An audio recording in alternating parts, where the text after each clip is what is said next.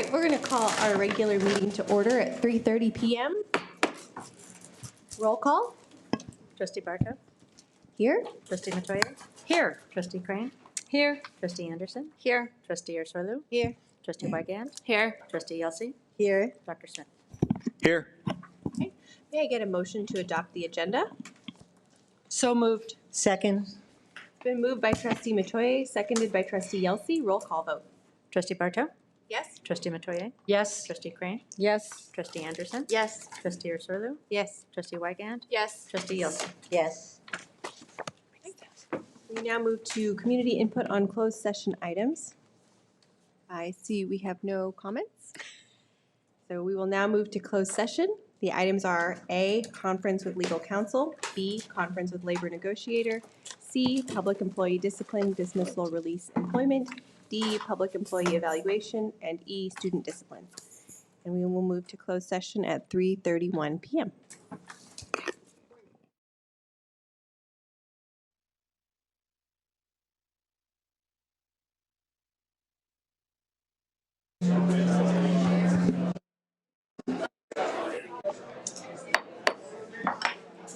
We're calling the meeting to order at 6 p.m.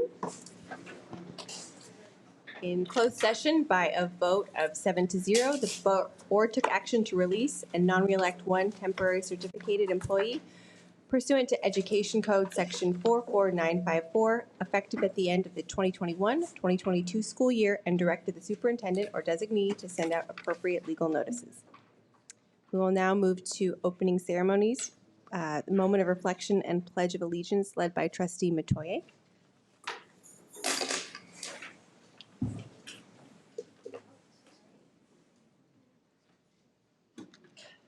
In honor of today being Flag Day, please join me in saying the Pledge of Allegiance. Begin. I pledge allegiance to the flag of the United States of America and to the republic for which it stands, one nation, under God, indivisible, with liberty and justice for all.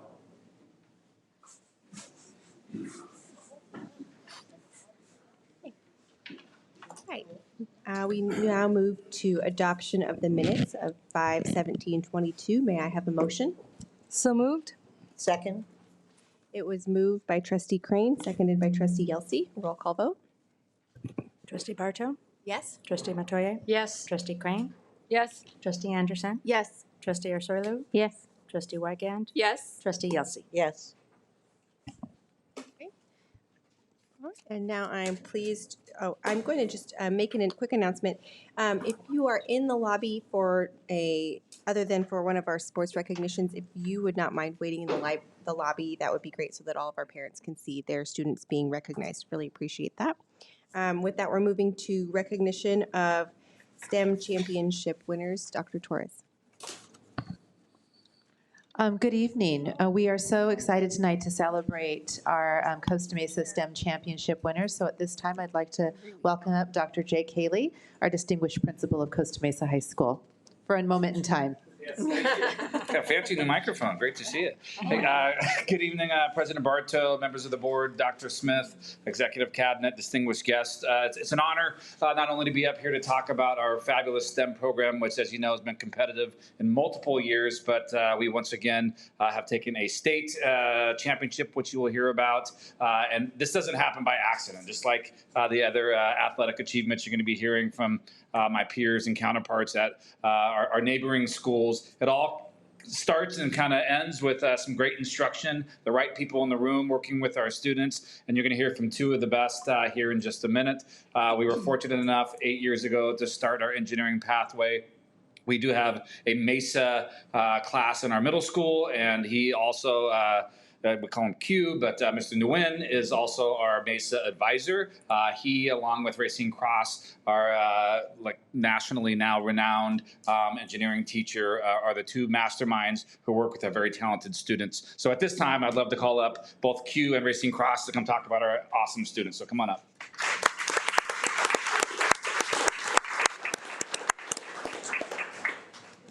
Thank you, Dr. Haley. Superintendent Smith, President Barto, members of the board, Executive Cabinet, distinguished guests, and members of the public. 3 years ago, our high school math, engineering, science achievement team took a hiatus, and I took the liberty to bring it back. And I found through great luck, I guess, and also great commitment, a group of young ladies who have committed themselves for the past 3 years in achieving excellence. 3 years ago, they first competed in the National Engineering Design Challenge, and they placed first at their competition. However, it got cut short due to the pandemic. And they persevered, and now they are back-to-back state champions, and they are back-to-back attending. They're going to be attending nationals. Not only that, but these two ladies that I'm about to present are also a back-to-back STEM on the Sideline champions. So they have committed every semester of their past 3 years in terms of achieving excellence in STEM. So with that, I would like to introduce our students. Lucero Islas.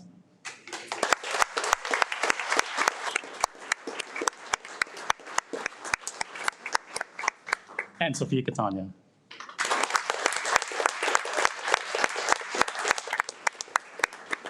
Thank you so much, board members, for your support. Thank you so much, Dr. Haley, for your support in creating the STEM programs and allowing us to, and our students to pursue their dreams in STEM. Thank you.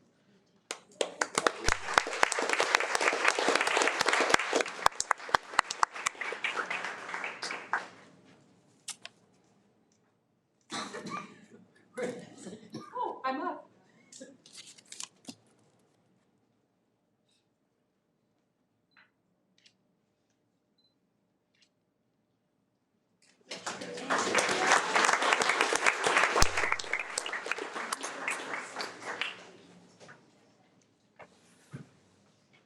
And now we would like to move to recognition of spring athletic sports champions. Dr. Torres? We're so excited to continue the celebrations this evening. We have multiple teams tonight that are going to be honored for their athletic performance over the past spring. So at this time, I'd like to welcome up our Executive Director of Secondary Education to introduce our teams, Dr. Kirk Bauermeister. Thank you. Dr. Smith, President Bartow, members of the board, executive cabinet, and distinguished guests. And with this mic, I feel like I gotta say, good evening, Newport-Mesa. At least the parents will know what that is.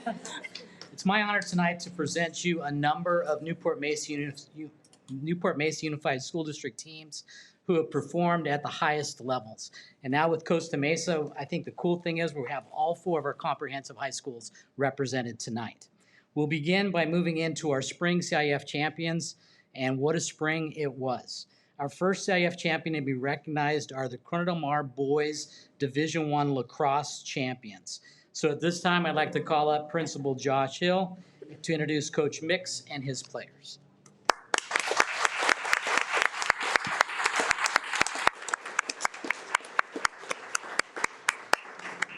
Coach GW Mix started coaching boys lacrosse 16 years ago. The last 13 of those have been with our CDM family. In addition to 5 PCL titles and 2 consecutive back-to-back Sunset League titles, Coach Mix has now garnered his 3rd CIF championship win with our team. I asked him what the best part of coaching is. He said it's watching kids grow and develop as players and young men through their time in his program. I asked him what his favorite memories were, and he said it's really having had the opportunity to coach his 3 sons and their friends through the program. And then he said experiencing the amazing championship journey with this group of kids. It was a journey. Very proud of our Sea King Boys Lacrosse Division I champions. Coach Mix.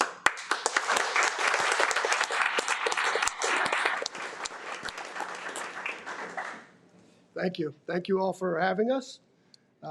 Proud is a word that doesn't really sum it up, but I'm incredibly proud of this group of young men. Most importantly, I'm proud of our school district. And you out in that courtyard and you see all of those championship teams from public schools. It's amazing. We had a little bit of a sort of a slogan we used this year to sort of motivate us, and it worked pretty well. But public school lacrosse, can't buy it, can't beat it. Apparently, they couldn't. So I'd like to call out the members of the team now. Oliver Ayala. Leo Boyer. Ty Caparelli. Charlie Chambers. Cordell Cook. Cody Cousins. Jack Dixon. TJ Doherty. Grant Giuliano. Gavin Gazin. Chris Habermill. Colin Hebel. Dana Colton.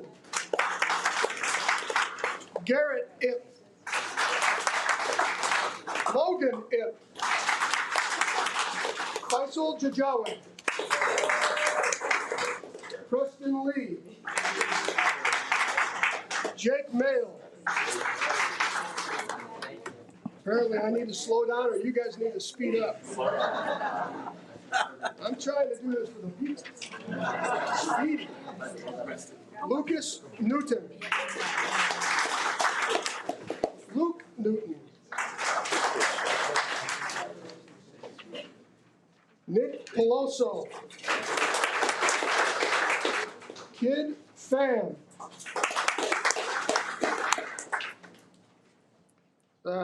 Let's see, Aiden Plea. And you may not, he knows about it. Ryan Schaefer.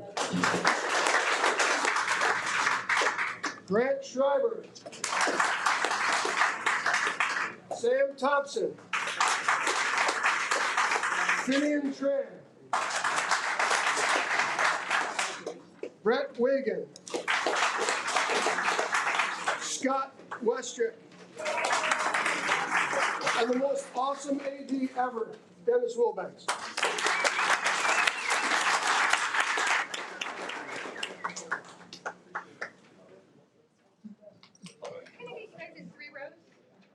You guys know what you're going to do. They're going to take a picture. Somebody's got to kneel.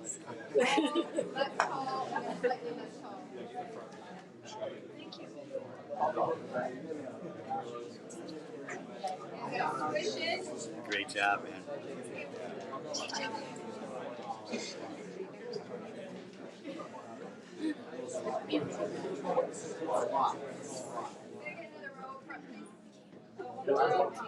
Super tall.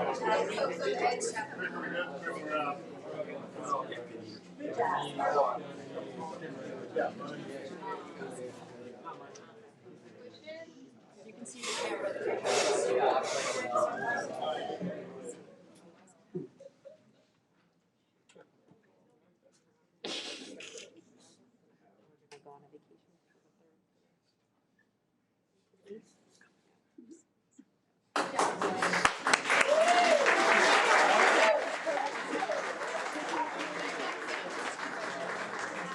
Just look at us over here. I know, Ken Schaefer. Go Ken Schaefer taking control. Not that one. All right, boys. Out from West Virginia. Good job.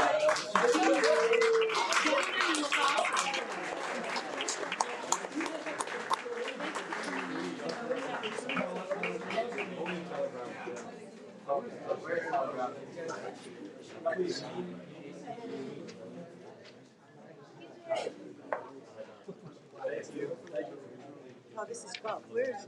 Yeah, I know. You didn't know that? I remember, but I thought they would send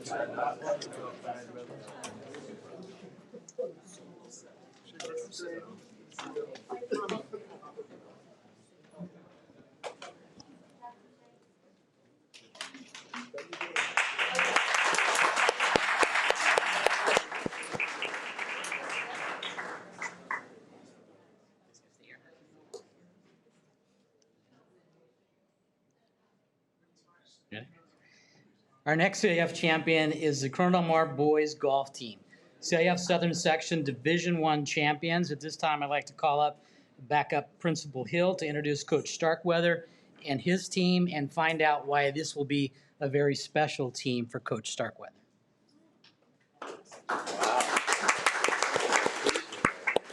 As Dr. Haley mentioned earlier, it's no mistake or by chance that these things happen. It's commitment, dedication.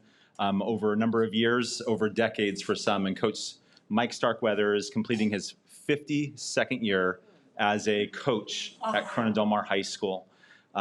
Coach Starkweather's coached swimming. He's coached golf. He's been Coach of the Year 5 times. Numerous team and individual titles.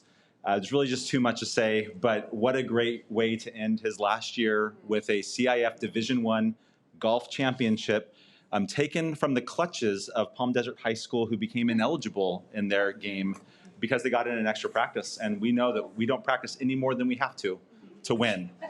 So without further ado, I would like to mention this too. Of all those years, Coach Starkweather's favorite memory, he said, is watching the excitement of the student athletes as they share their accomplishments with their teammates and families. So a legend, Coach Mike Starkweather, come on up.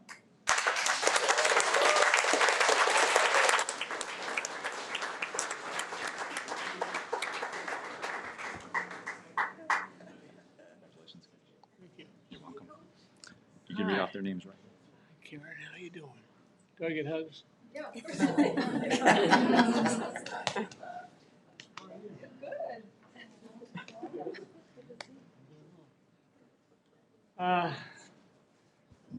Incredibly, in this duration of 52 years of coaching high school sports, it's just been phenomenal. I want to get you on the microphone. Okay. We want to hear your words. Okay. How about on the other side? Yeah, that's good. I'll make it point the other way. Your way.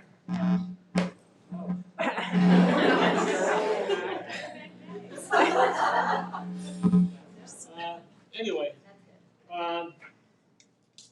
yeah, it's been unbelievable. Starting back in 1971 with a guy by the name of Terry Bowen, who was a swimming and water polo coach at Costa Mesa High School. Who lifeguarded with me at Huntington State Beach. He said, "You swam and played polo all your life. Why don't you come and help me coach?" That was the first one in. And it's been amazing. Not only the amazement of the kids coming in, but also the parents that I've had in the past whose kids are on the team. On the girls' team right now, there are 4 girls whose dads were in my classroom. Okay. And on the boys' team, there's 2 or 3 that are doing it. Yeah. Gary, me. Yeah, it's been amazing. But after 52 years, it's about time to pull the plug. I love them. I love the opportunity to do it. And I'll tell you what, this is going out in style. You know, if you think about it, because I want to introduce Keenan. Come on up, Keenan.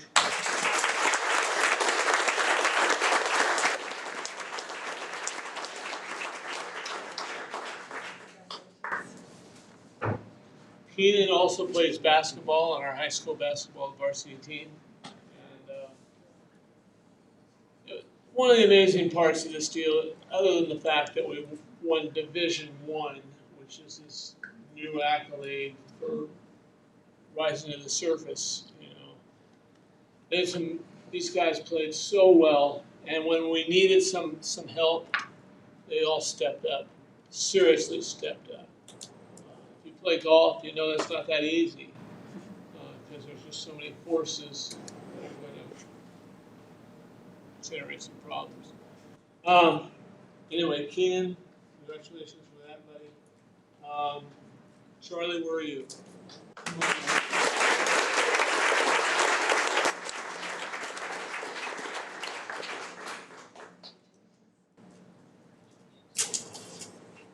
Keenan's dad was one of my students.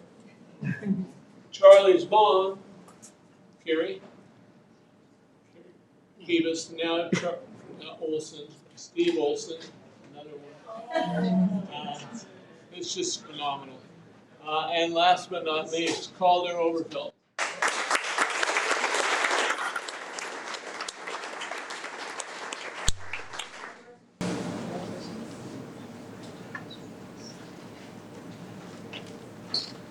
And I think there's enough people outside waiting to come in and say hi, so. What do I Take gotta pictures. Okay. You're fine. Resolution, and then everyone take a big step this way. This way. Big step this way. Okay, take a couple. 1, 2, 3.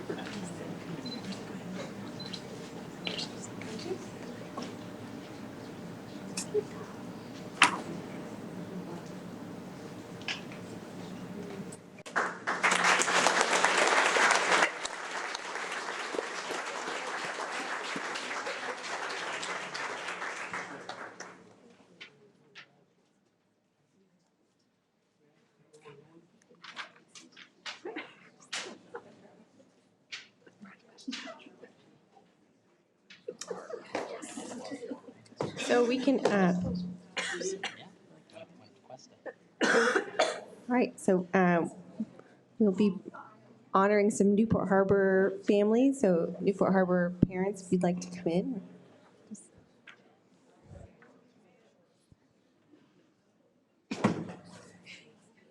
Bill here? Yeah. Right?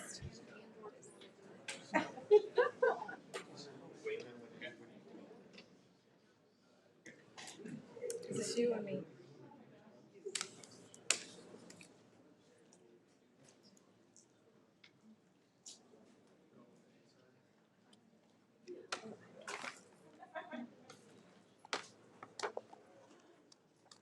Our next CIF champions are the boys volleyball team from Newport Harbor High School, who not only won a CIF Southern Section championship in the open division, but also captured a Southern California State Regional Championship and were recently recognized by Max Preps as national champions.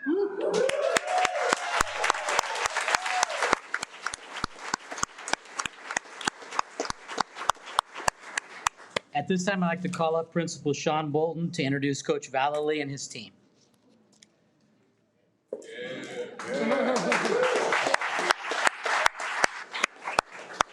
President Bartow, members of the board, Dr. Smith, executive cabinet, and distinguished guests, thank you again. We've had a phenomenal year. Just to recap very quickly, I don't know if you'll ever see it, Dr.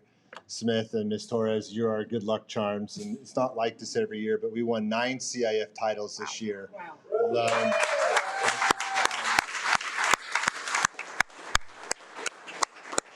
And if you go back a calendar year, it's 10 because girls basketball had her first 2 last year. But again, this success doesn't happen in a vacuum, from the board to executive cabinet to hiring the right people and getting them in the right spots to community support, staff support. It all comes together, and this is what happens when everyone's rowing in the same direction and pulling for the same team.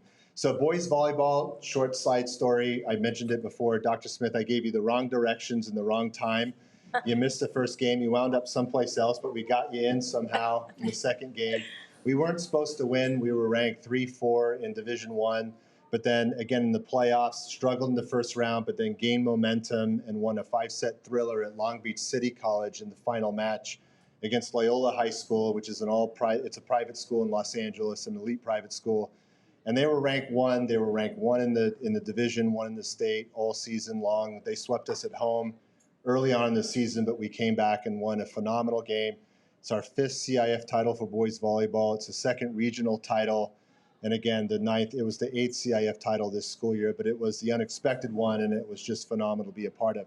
These young men, again, represent our most cherished values, everything that we're about. They're going places, they're student athletes, and they're leaders on campus. They have very high GPAs, they're model citizens on campus, and they just do great things in the classroom and outside the classroom, and are very proud of them all. Tonight, Mr. Mayberry, who's a teacher on campus as well, in his 3rd year at Newport Harbor High School, he's a social science teacher. He will be taking over head coaching duties next year. He and Eric co-teach, but he's going to come up and say a few words. And again, he's an educator first and a coach second, and just does a phenomenal job on campus. But thank you, everybody. Thanks for all the support.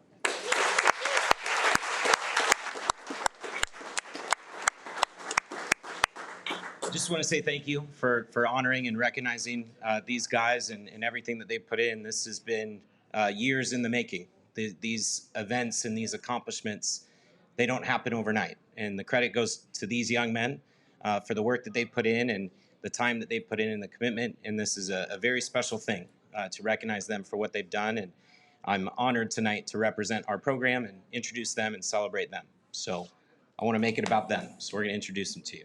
First up, Sterling Coberly.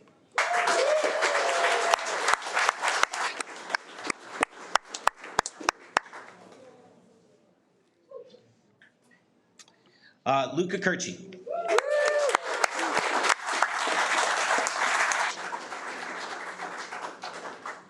Luca was recognized first team All-CIF as well.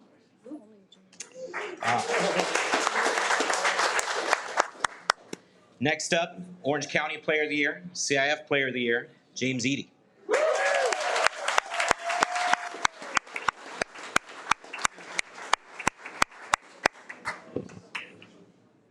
Corbin Francisco.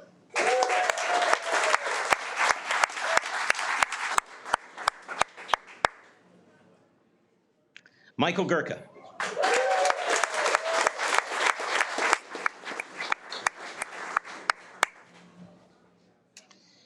We don't have everybody here tonight, so I'm going to go with the guys that are here. Lucas Johnson.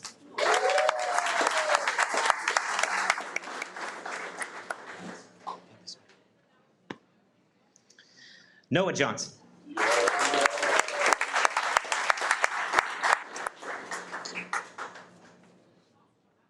Sean McCarthy.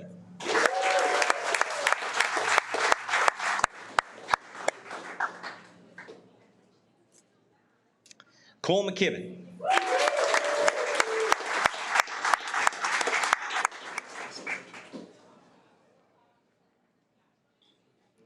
Carter Moore.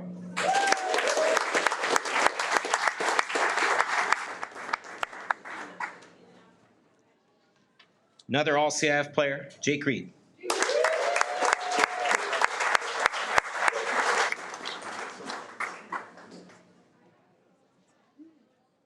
Hudson Visick.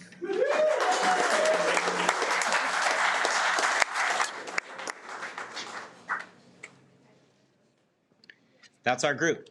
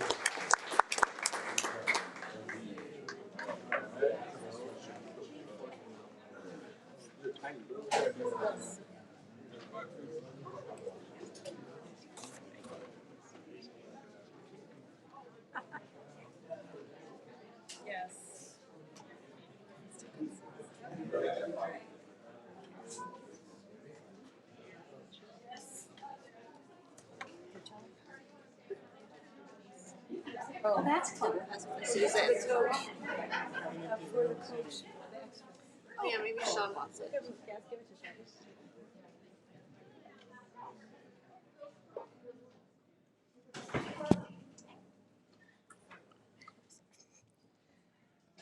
Our next CIF champions are the Newport Harbor Girls Division II lacrosse champions. At this time, I'd like to call up Principal Bolton to introduce Coach Martini and her team.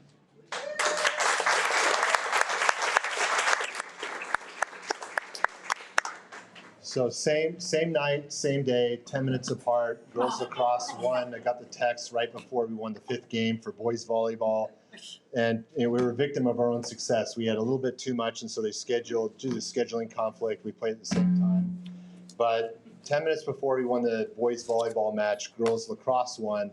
It's the first lacrosse title in school history, along with the first baseball title we won and first basketball title. But Coach Martini's done a phenomenal job leading these young women in her 5th year. Without further ado, Coach Martini and our girls lacrosse team CIF champions.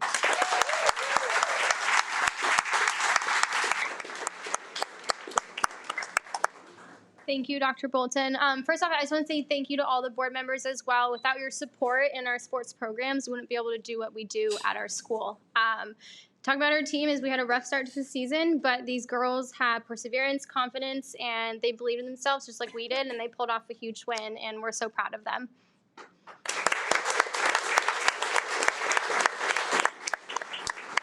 A lot of our players couldn't come today because they were out on vacation already, but the ones that did show up, we'd love to recognize them. Our first player is a junior, Claire Abraham.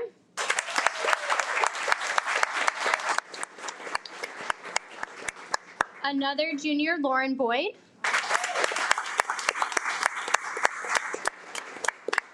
Another junior, Delaney Gam.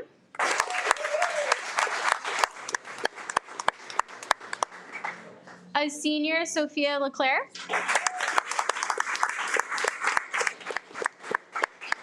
A senior, Kat McCory.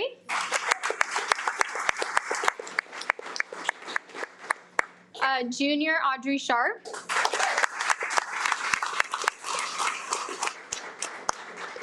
Sophomore, Lucy Toohey.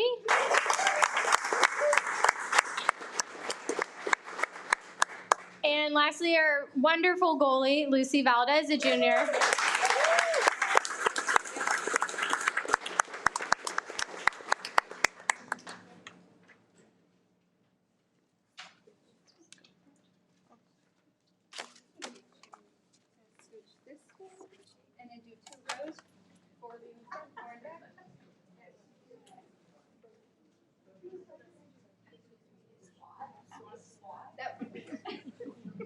Like fully. Because you're gonna make it pull back.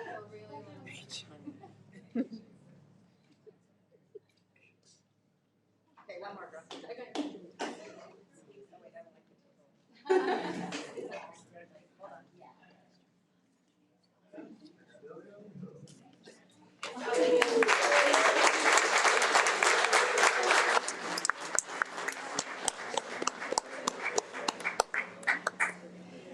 And I'd like to invite our Estancia parents to join us.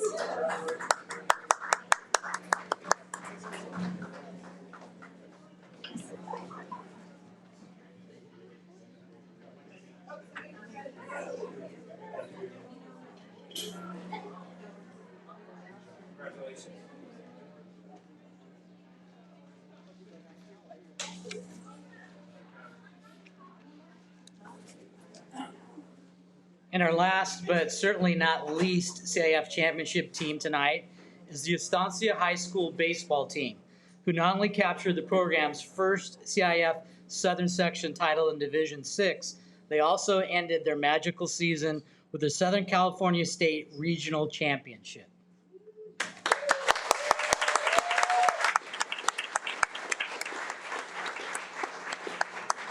At this time, I'd like to call up Principal Mike Hall to introduce Coach Goldrich and his team.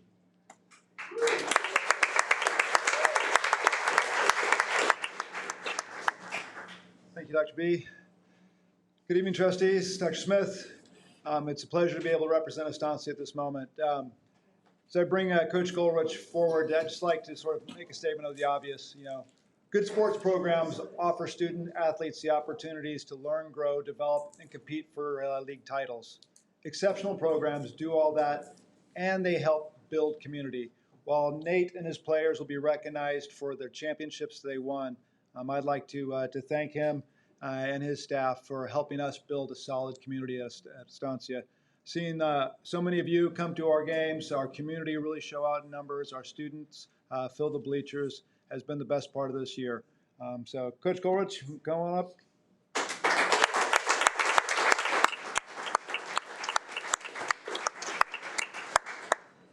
And before I turn the microphone over to him, some of you may recognize Nate from standing on the sidelines for all of our sports last year. For I think it's last 5 years, he guided our programs as our athletic director. Did a phenomenal job during some of the most difficult times. When he asked to step away and take back over the baseball program, I'll be honest with you, I was left with a heavy heart because I wasn't sure how we would replace him and what would that really mean. Clearly, he made a wise decision for himself in our program, and true to his word, he helped recruit a fantastic replacement. And so Chris Anderson, who's our new AD, is back here doing what he does, supporting all of our athletes. So thank you, Nate.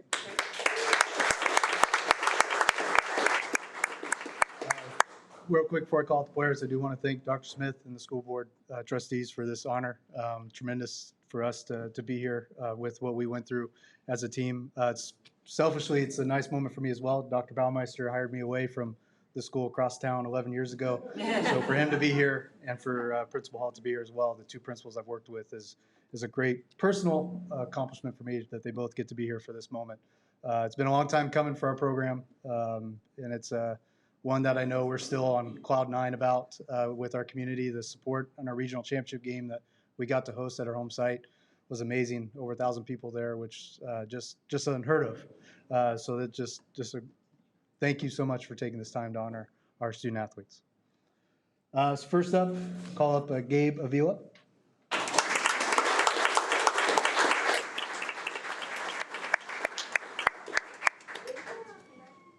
Next up is Luke Kosovo.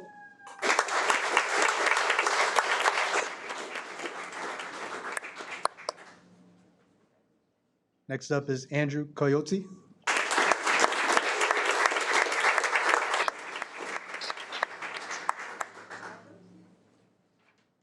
Asa Davis.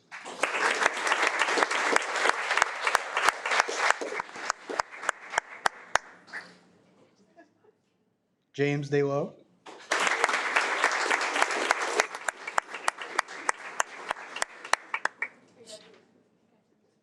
Jake Humphreys.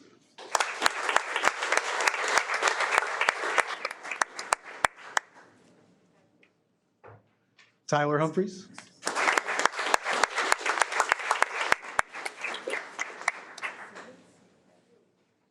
Nolan Joyce.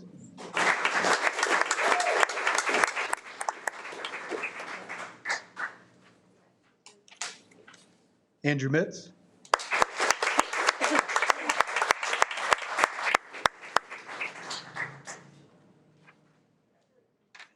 Jack Moyer.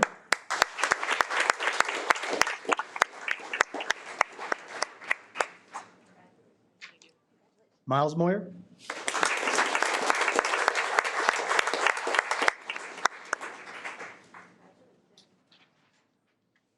I got to do it. Artie.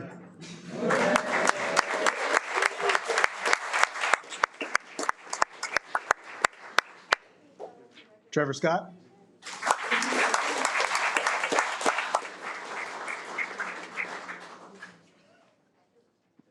Emmett Shepard.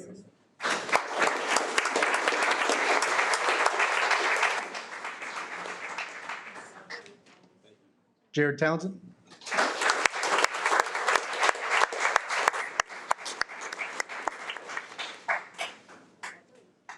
And lastly, certainly not least, a coach has been with me from the beginning, all 11 years, Coach Brian Burtis.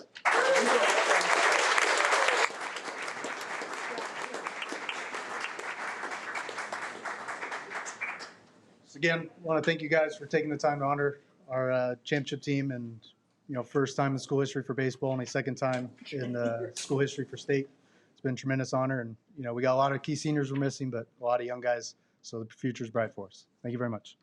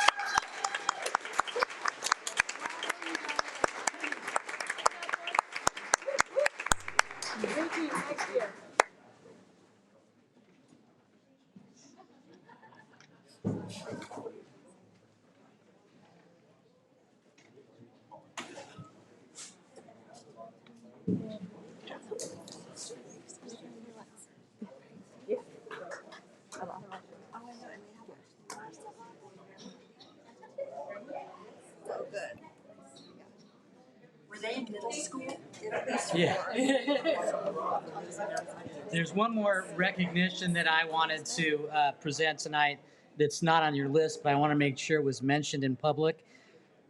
Newport Harbor, we thought, had won the Commissioner's Trophy as the most successful boys athletic program in the entire CIF Southern section. They actually did a recount and they actually came in second. But to think about that, to be the second program in the entire CIF Southern section, and their girls program came in third. And so that's, over the Mater Days and Oaks Christians and Mission Viejos, our two programs at Newport Harbor were second and third in the entire CIF Southern section, which doesn't happen very often. So with that, I know I speak for all of the athletes, coaches, athletic directors, and principals in thanking you for your continued support of our coaches and our athletes. Thank you very much. With that, I'd like to call Csca Chapter President Pam Saunders for recognition of California School Employees Association, Chapter 18 scholarship recipients. Well, that's a hard act to follow. Thank you again, Newport-Mesa Board, for this opportunity to honor and recognize this year's Csca Chapter 18 scholarship recipients. It is with great pleasure that I present on behalf of this year's scholarship committee, Troy Hall, Marcy Shannon Brown, Lynn Aldrich, Gary Logan, and myself. CSE selects and awards 5 scholarships to our CSE members' children every year. If parents or students would like to say a few words, please do so after I call your name. A certificate from the school board will be presented after they are recognized. The following are the honorees and their parents attending tonight. Jacob Baker, he is going to Cal State Long Beach, and he's in the Bob Cole Conservatory of Music. And his mom is Jeannie Baker, and she's an accounting assistant here at the district office.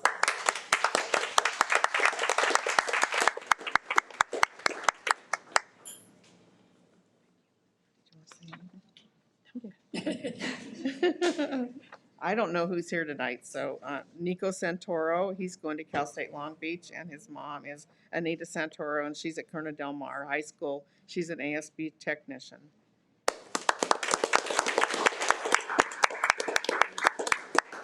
Ethan Doss Fillmore, he's attending Cal State Long Beach. His mom is Ruth Doss Fillmore, and she's a Costa Mesa High School attendance technician.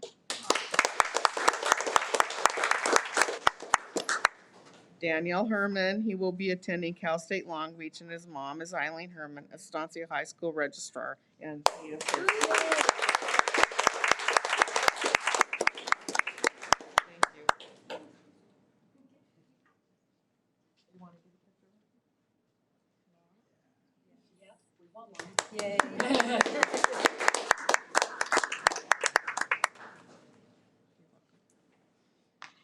Oh, sure. Get in Just making sure you know what you're doing, President Marta.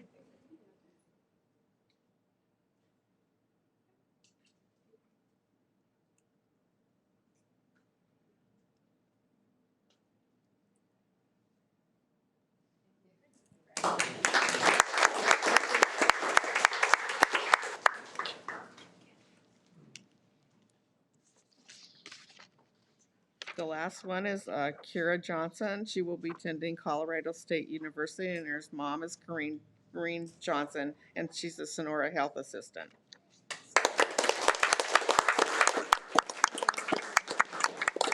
Again, thank you so much for honoring all of our scholarship recipients. Thank you. Thank you.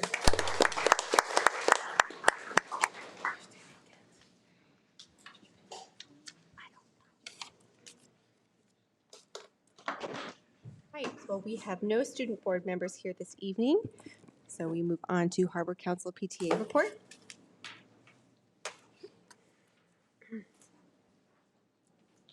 Good evening, President Bartow, board members, Dr. Smith, cabinet, and guests.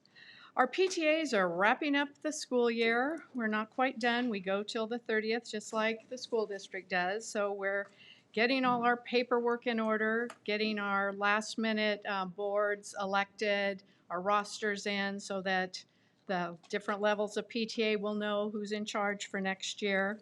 We're getting our audits done so that we can get our taxes done, and the new officers can start working on their budgets, programs, and events for next year. After all that's completed, then hopefully everyone will be able to relax and take some nice restful time and be energized for next year. This past year, we had membership of we had 5,562 members, thanks to all of you who joined. And those of you who joined through Totem, be watching your emails. You will be, I don't want to say bugged, but you will be bugged to join again. So just Notified. notified. Okay, thank you. That sounds much nicer. And just click on that link, and it is very easy to do. Those of you in the audience who would like to join your favorite school or schools, feel free, join totem.com, and all but 5 of our schools are on Totem. So we will be hoping to improve our numbers next year. And we had several membership awards at our last PTA meeting, which was on Monday. Davis they swept it. They got an award from 4th District for having the Joyful Kind Award, and they received 3 from state PTA, one of which was only 1 of 8 given to California PTAs, and they received that. And then they also received we had 5, it was called the highest 5 since 2016 membership numbers. And we had Adams, Davis, Estancia, Killebrook, and Whittier all had higher membership this year than since 2016. Wow. And then we also had an award, Founders Day, which was 17 members in February, 17th being PTA's birthday. So those were awarded to Corona Del Mar, Costa Mesa, Davis, and Whittier. And I just want to thank Carrie and John for attending our meeting. They gave an update on the Raptor process to make it easy for our volunteers who already went through the process this year to continue for next year. And we also had a presentation by Officers Hamilton and his partner, Officer Varela, on e-bike safety. And we went well over our time limit because there was so much good information and questions from our presidents. Hopefully next year we will be having more bike safety on the campuses put on by our PTAs. Hopefully we'll have some bike rodeos, etc. I also attended the Speak Up Newport e-bike safety the other night, which shockingly amazing. People need to really, I mean, you see it out there, the unsafeness of our kids and adults on those bikes, but it really needs to be looked at in a broader stroke. So I thank the board for looking into it. Our PTA also has a bike safety committee, which Michelle is on, so thank you for that.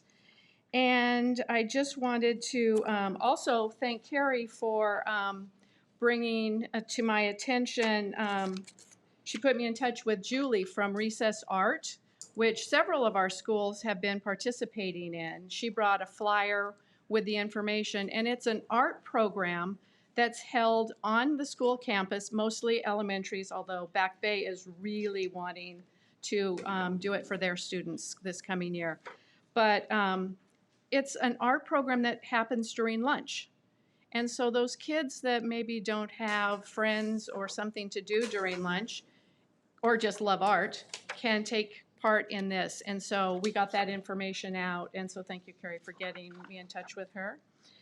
And I just want to thank everybody for everything. I'll be here next meeting too. But anyway, it's been great. And I hope you all have a fabulous summer. Thank you. Thank you. Now we have CSCA and NMFT President's comments. So we'll have CSCA President Pam Saunders.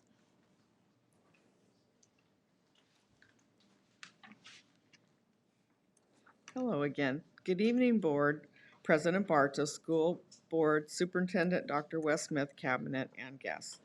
CSEA appreciates this opportunity to speak tonight.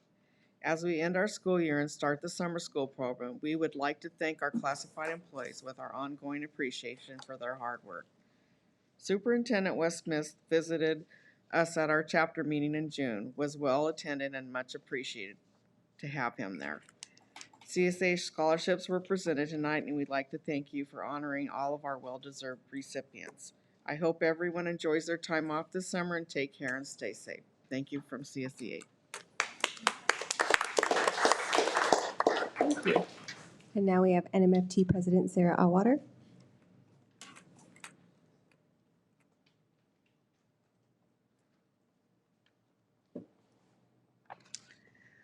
This looks old-timey. I know, very 50s. All right. Good evening, President Bartow, board members, Superintendent Smith, and cabinet members. I want to start by wishing all of our teachers, service providers a wonderful summer, as well as you all. We know how hard they've worked and how much they need it. They've done an incredible job, and you know, it's my first year out of the classroom, and I can testify to that. I feel ready to do more, you know, and so I've been there, and I just appreciate all of them so much, and I know you do as well. I also understand a lot of people are working over summer.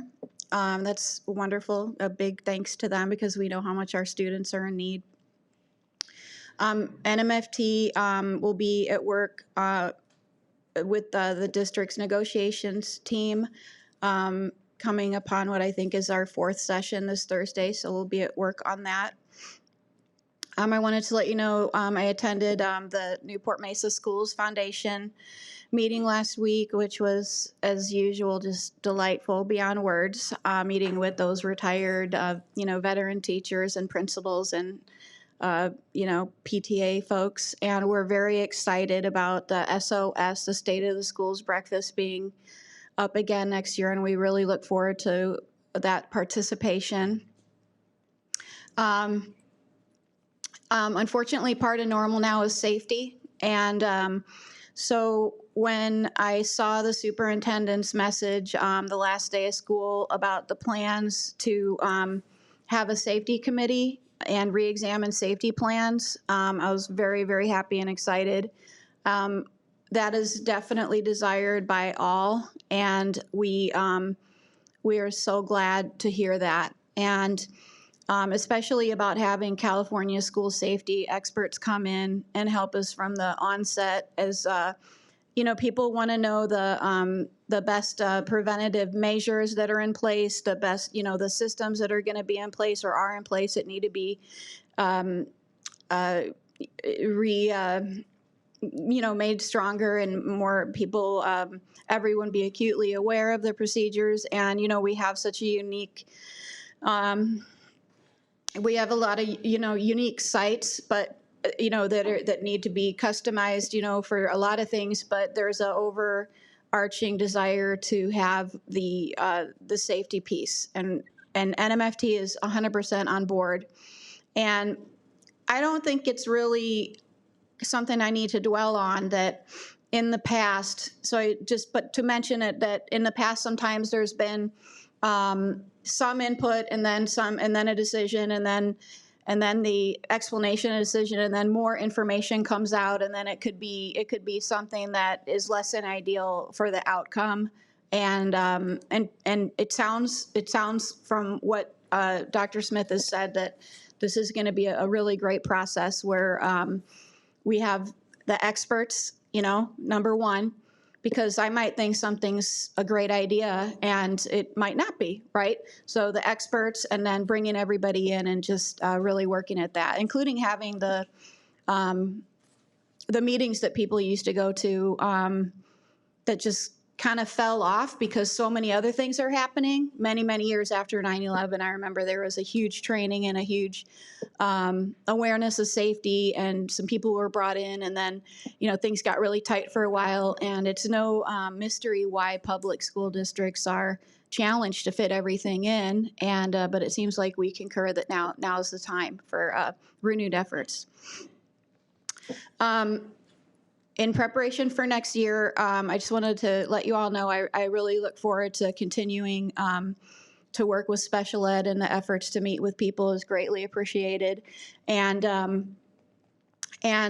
to expect more of the same, where I want to bring things to everybody before they become, with the assumption that there's going to be that kind of responsiveness. And as you know, and I know from just reading the paper, you know, we have a problem, not us, but the entire country, right? And teachers and educators, and how can we address the increased difficulties we have and what's expected of us, and keep people in education. And again, I'm speaking very broadly. I'm not, you know, dinging NMUSD. And I consider my role as you know, integral in that, because I can bring it forward in a way that that leads to desired outcomes for everyone. Oh, sorry about that. So I look forward to more of that. I'm imagining, and I'm anticipating, because I keep reading that things are going to become more intense in many ways. I'm anticipating there be more of that, and that's okay. Let's see. I want to close tonight by just thanking you all for your hard work and your first year here, Dr. Smith. We've really enjoyed getting to know you, and look forward to our work together in the future. And I want to finally close by acknowledging next Monday, June 19th, is Juneteenth. Just became a federal holiday. And to think about that next Monday, as it rolls around, is a time that commemorates the emancipation of enslaved African Americans, June 19th. Thank you very much. Thank you. Now we move to community input on non-agendized items. This is an opportunity for the public to address the board regarding items not on the regular meeting agenda. Comments on non-agenda topics are limited to 3 minutes per comment, up to 20 minutes per topic. A speaker may not relinquish his or her time to another person. By order of the Brown Act, Section 54954.2, the board will take no action nor have any discussion on non-agendized items. The superintendent may provide clarification during superintendent's comments. Okay, we have 10 comments, but only 4 on specific topics, so everyone will get their full 3 minutes. I'd like to start with Betsy Fisher.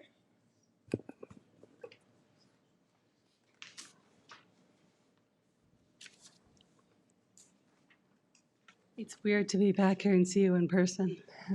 I've been a fly on the wall on Zoom.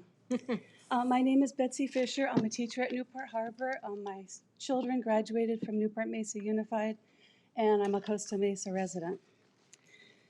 In the wake of the Uvalde tragedy, safety is on the minds of all of us, but for teachers, it's always on our minds. Every day before, during, after school, we have spent countless hours contemplating all different types of scenarios, sometimes even in the middle of the night. We wake up and we think about, what will I do? Where will I take the kids? What if the door doesn't lock? Will the kids know what to do if I'm hurt? Will I really have the nerve to use that Louisville slugger that my husband makes me bring to school every September? And I assumed there was going to be a committee, and now I guess there is going to be some type of a committee. I would just like to suggest strongly that if a committee is put together to talk about safety, that the experience of the teachers be valued and that we'd be sitting at the table. As I've said, we have already put much thought into this, and I am not being dramatic. It has been a topic since Columbine. I've been around that long. And after what happened in Texas, a lot of teachers it's continually in the back of your mind that I'm responsible for these children. So recently we were talking about what happened in Texas, and it appears that what happened there, the latest news, is that there was a breakdown in communications. The cop didn't have his radio. The teachers couldn't talk to the cops. The cops couldn't talk to the teachers. And an example of something that we came up with, if we get to come to the table and give you our input, is a very simple one: cell phones. As it works right now, if I want to call security, if I see a stranger coming on campus, I got to get to my phone. I got to call the office. Hope it's not attendance time. Hope somebody answers. And if that person answers, they have a radio, because everyone doesn't have a radio. They need to find someone who has a radio. Then they need to call security. And by that time, you're playing that old-fashioned game of telephone, and the information is lost. And one suggestion we had was if our security people had a cell phone, they'd have my number. They know where I am, what room I'm in, how many kids are with me. And you kind of have, not kind of, you definitely have a way of communicating. And we wondered how things might have been different in Texas if the teacher was able to contact someone directly and let them know. Kind of a funny thing that it reminded me of is, like, if our expertise isn't used, it's going to wind up the same way when I send my son to the store to get food and he comes home with everything I don't need and nothing that I do. Okay, so I just hope that we can be involved in that. Thank you. Thank you very much. Next we have James Kashuba. And then after that, Katie Crawford and Danielle Mills.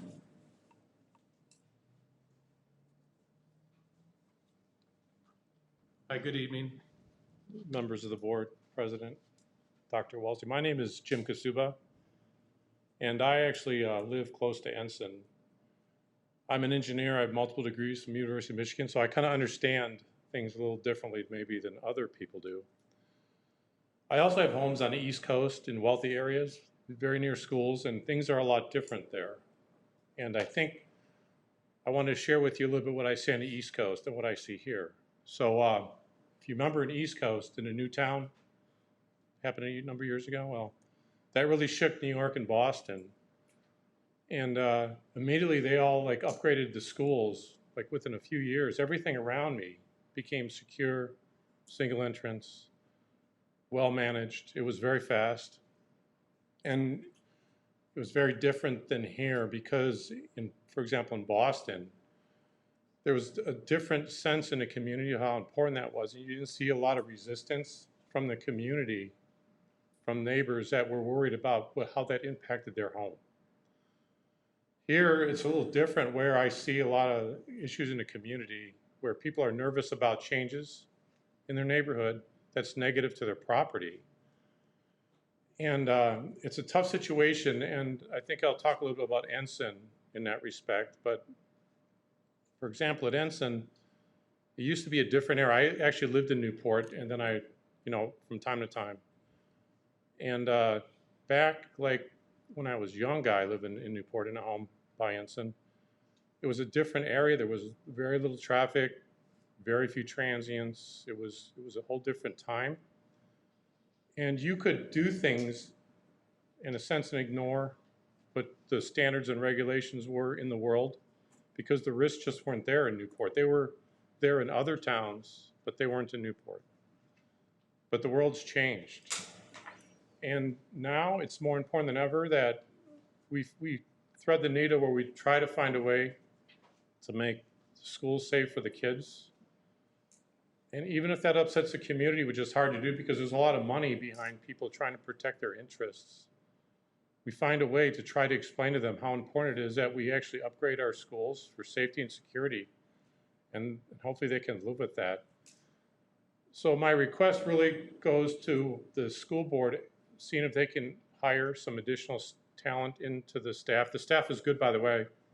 I've worked with some of them over the years. They could bring in experts, security, and also traffic engineering experts. that could help guide you through the regulations, because they're complicated, to make sure that things work out well for the students. Also, to make sure that you can explain to the residents who will be upset with the changes that it needs to be done that way, even if it negatively impacts their home. Thank you. Thank you very much. All right, I Sorry, appreciate your that's your time. turn. Thanks. Thank you. Next, we have Katie Crawford. Thank you for having me tonight and giving me the opportunity to speak. My name's Katie Crawford. I'm a parent. I have 2 kids at Kaiser, and I'm a administrator in Ocean View School District. I wanted to talk tonight about campus security. I know that all of you have kids at the center of every decision you make here, and that safety is all of our #1 priority for those kids. NMUSD has implemented in the last years, great things, the use of lock blocks across the district, in single ingress, egress to campus, training and run, hide, fight, lockdown drills. But my concern is that all of those are reactive and they're not proactive to keep intruders or people off our campuses that are unwanted. Specifically tonight, I want to talk about a buzz-in system for front offices and updated fencing. In regard to the locking front office, a buzz-in system that would enable front office staff to buzz visitors into locked front offices. I know that prior to COVID, the district began installing these, and that there were plans to do it across the district. I know Ray and Woodland currently have these. My question is, what's in the works to install these systems at the remaining campuses to bring equity to all? In regard to office security.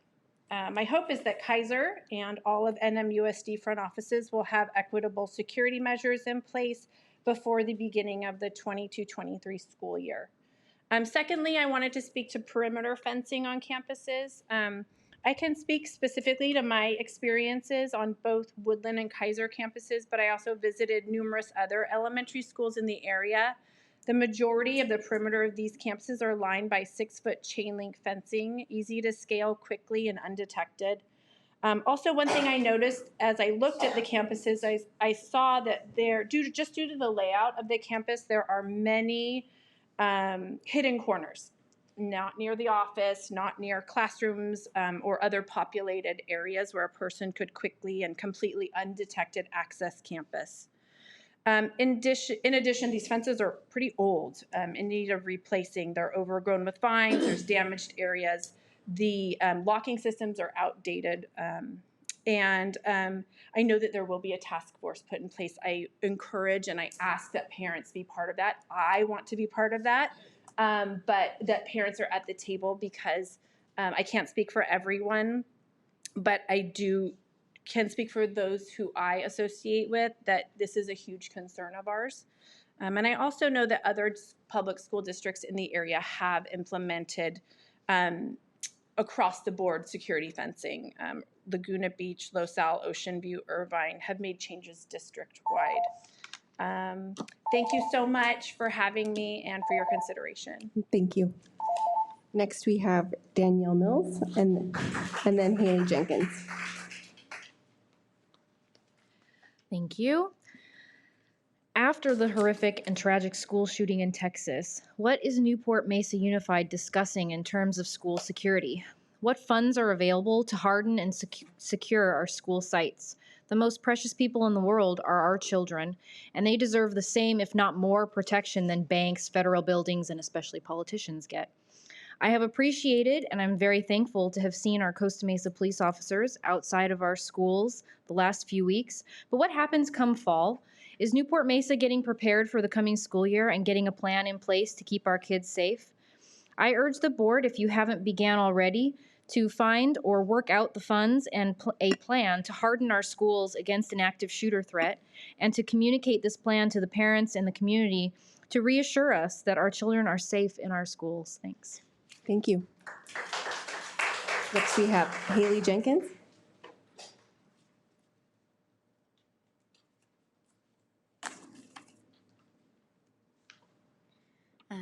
Hi, my name is Haley. Hello, Superintendent Smith, President Bartow, and members of the board. In light of the current findings of several age-inappropriate books at the Wilson Elementary School, as well as other primary and secondary schools in the district, I'm here tonight on behalf of many parents and community members, and I have filed a formal request. Suzanne should have it. I turned it in earlier.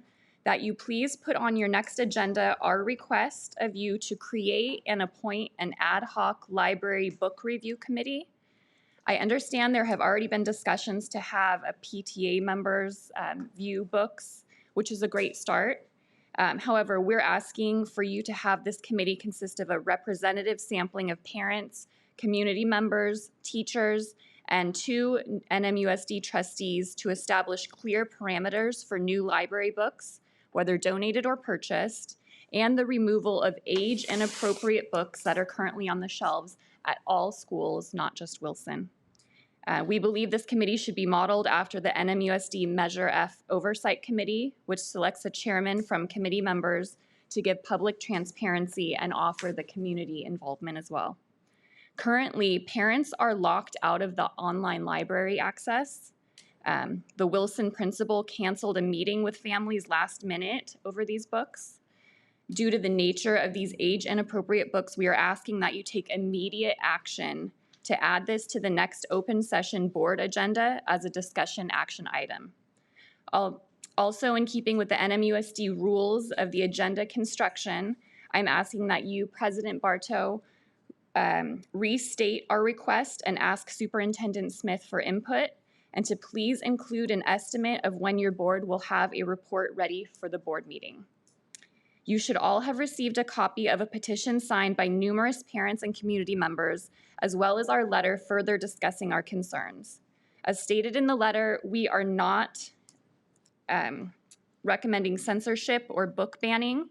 We know our community has different opinions, and through an open forum like the Ad Hoc Library Book Review Committee, all viewpoints would be considered to determine age-appropriate library books in schools supported by our tax dollars. I urge you to please take these concerns of everyone seriously and take action on creating this agenda item quickly. Thank you. Thank you. Next we have Bill Dunlap and then Henny Abraham.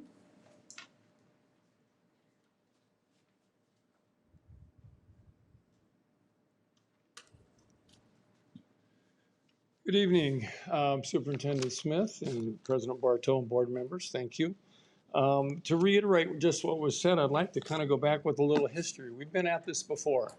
15 years ago, we formed a group called Parents for Quality Curriculum because we found books at Newport Harbor High that we felt were inappropriate. So we started with the English department, then we came to the board, we went to the superintendent then, and we went all the way up to the state to find out that two of these books were not on the state-approved list. It took us 6 months, and here we are again, then and now, right? And so we've got books, and there are more books at more schools, and we're gonna talk about that. Other people will address that. So this petition, which was signed by 130 people, is a serious endeavor. It took us some time to do that. We have very concerned parents. I've heard that you have put together a committee, but I believe it's just for Wilson. It has PTA members on it, and I don't remember any public notice of that. It wasn't on the website. No one that we heard of had an ability to get on that committee, so we don't know if it was handpicked, kind of like the January 6th committee in Washington, D.C., who was really on that committee. So we would like to find out who was on that committee and what the protocol was for that committee, but we would like to form a district-wide committee, as Haley just mentioned. This is serious stuff. You know, when we find books like this that are inappropriate, we've been through the Wilson deal, but just think about your child, third grader, reading what you now have seen.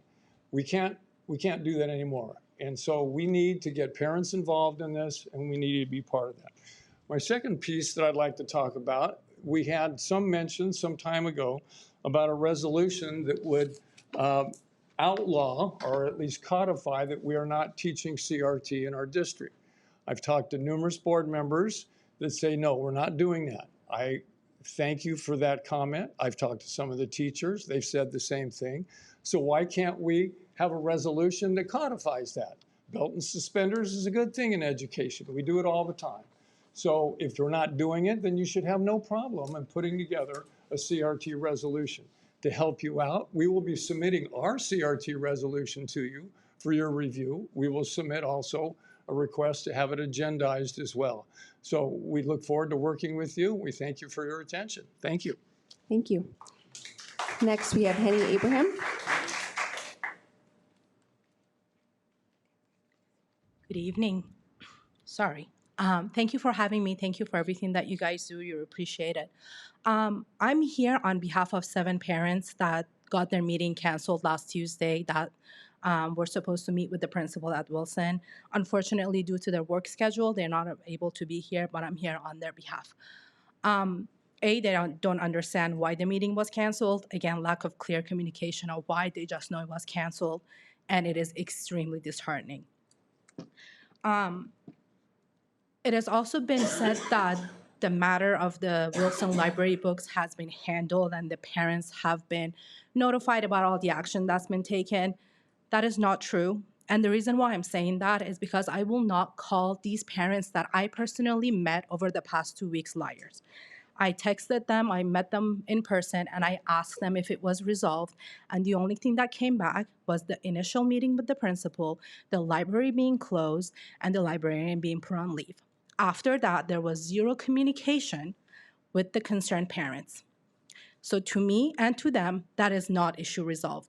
They have been emailing the district. I have 2 of them that I just texted while I was sitting and waiting, because the last thing I want to do is to stand here and say something that is not true, that is not in my nature. And they all clarified that no, they have not gotten anything back. They have not had their request to meet in person met, and they're still waiting for an explanation. Closing the library and putting the librarian on leave does not give them the explanation that they need. Many of you know me from my involvement in the community. I have yet seen in the past 2 years our community from Newport Beach to Costa Mesa come together like this.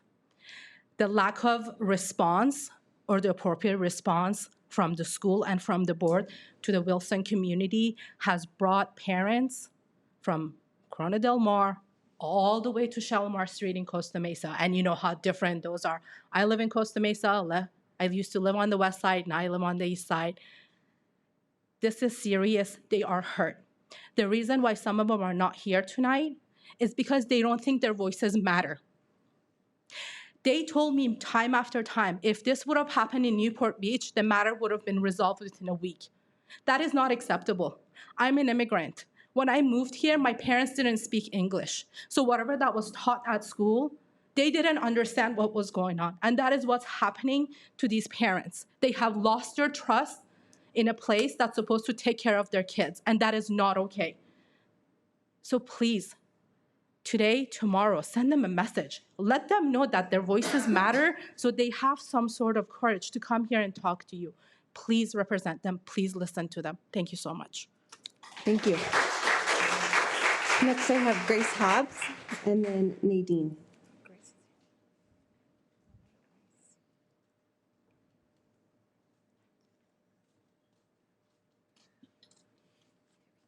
Good evening, everyone.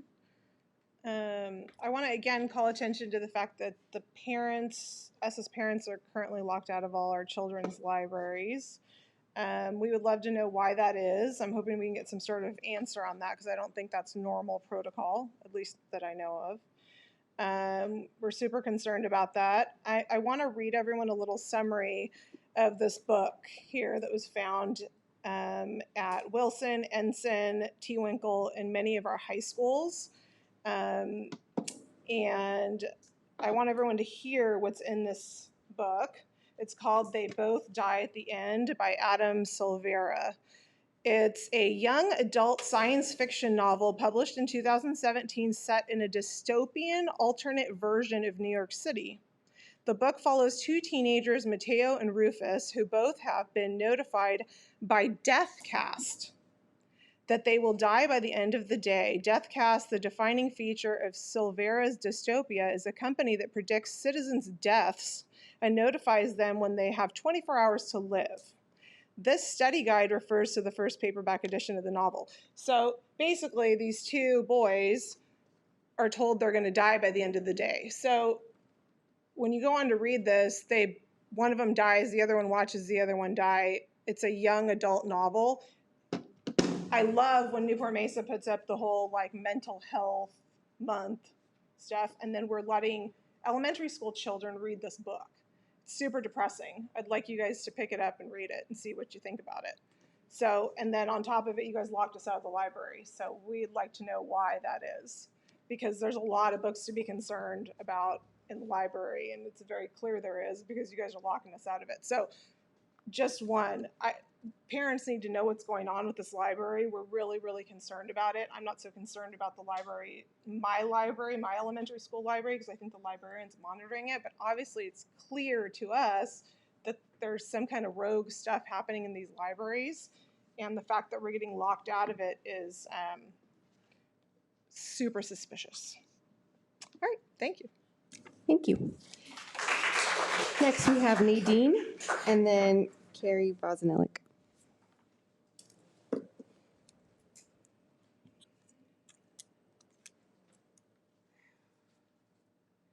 Good evening, everybody.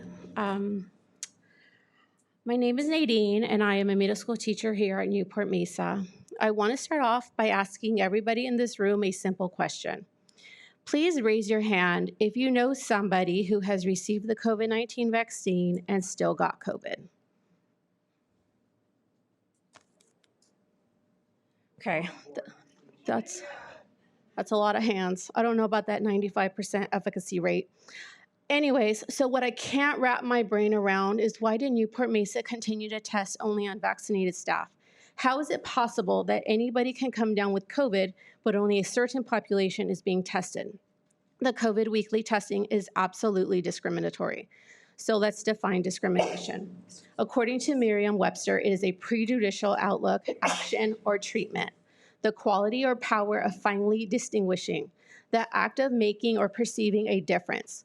I am so excited that we are on summer break, but my only concern for returning back to school is that I will be forced to get weekly tested and continue to be discriminated upon. Dr. Smith, I appreciate you meeting with me back in May. You were compassionate and understanding about what I have endured, but you also said that you are following Cal OSHA and will follow the rules. I talked with an attorney, and there is no Cal OSHA rule that applies, and there never was a legal mandate for the testing because it did not go through the APA rulemaking process. But I'd just like to say that just because there is a guideline or recommendation, that doesn't mean that it is right. There was once a law that women and Black people could not vote, that Black people had to have separate but equal facilities, that gay people could not marry. Was that ever okay? No, it never was. I feel the weekly testing of unvaccinated staff will become part of those antiquated and discriminatory laws. I will tell my grandchildren one day what it was like to live during COVID and how only a certain group of people had a test, even when we were showing absolutely zero symptoms. In regards to protecting our confidentiality, you had mentioned it was too difficult because of the vast number of unvaccinated staff. Just because something is difficult doesn't mean that it is not possible. My former and favorite principal, the great Dr. Csca, always said the answer is always in the room. The mental health of your unvaccinated staff was on the line here. We have suffered enough. Anybody can get COVID. COVID testing has 90% false positives, and COVID weekly testing is not a law. For the mental well-being of your unvaccinated staff, Newport-Mesa, please fight for us. This discriminatory process for the next school year must terminate. Enough is enough. Thank you for listening. Thank you. Now we've got Kari Bosnellik.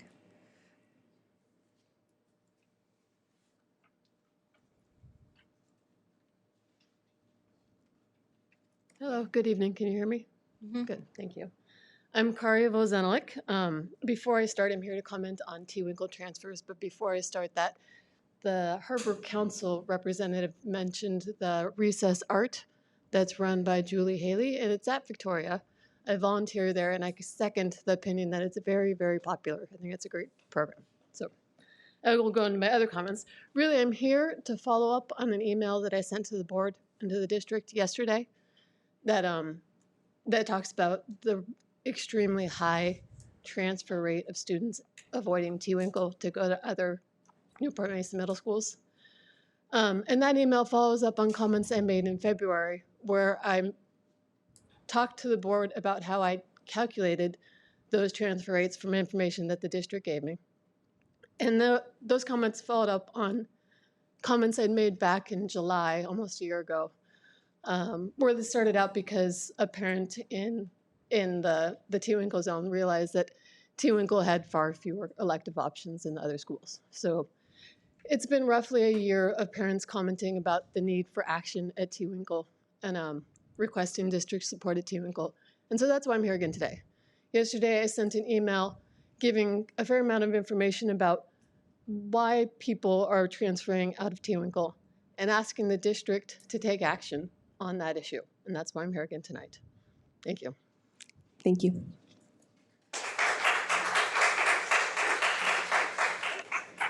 Now we go to superintendent's comments. Thank you for that. The first item was the safety item, and you pull parents, staff members anywhere in the country. The number one concern for every parent, every staff member is their safety. So this is absolutely as serious as every one of the speakers represented that it was. I would notice that we started doing safety walks my first month on the job. I've been here 7 months. We started 7 months ago doing that, looking at the fencing and like. So we didn't start this conversation after Uvalde, just for clarification purposes. We started it the month that I got here. After that, we realized that we had to do more, as one of the community members said. So we are convening a task force this summer that will be made up of experts in the field of school safety, staff, and there will absolutely be parents there.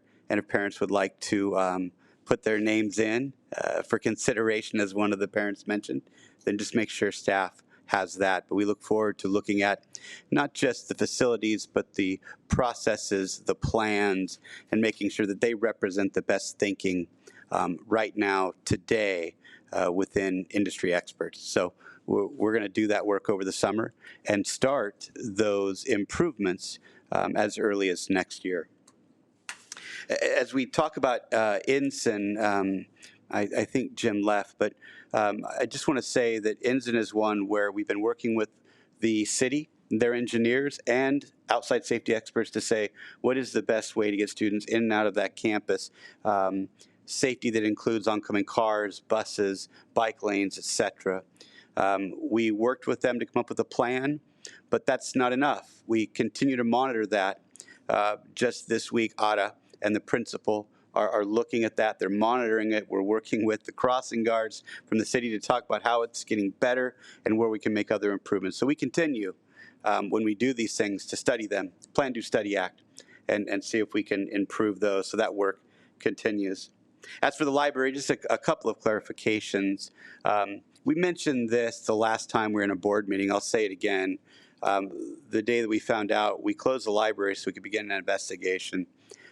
We investigated that library and then our system for other libraries, not just Wilson.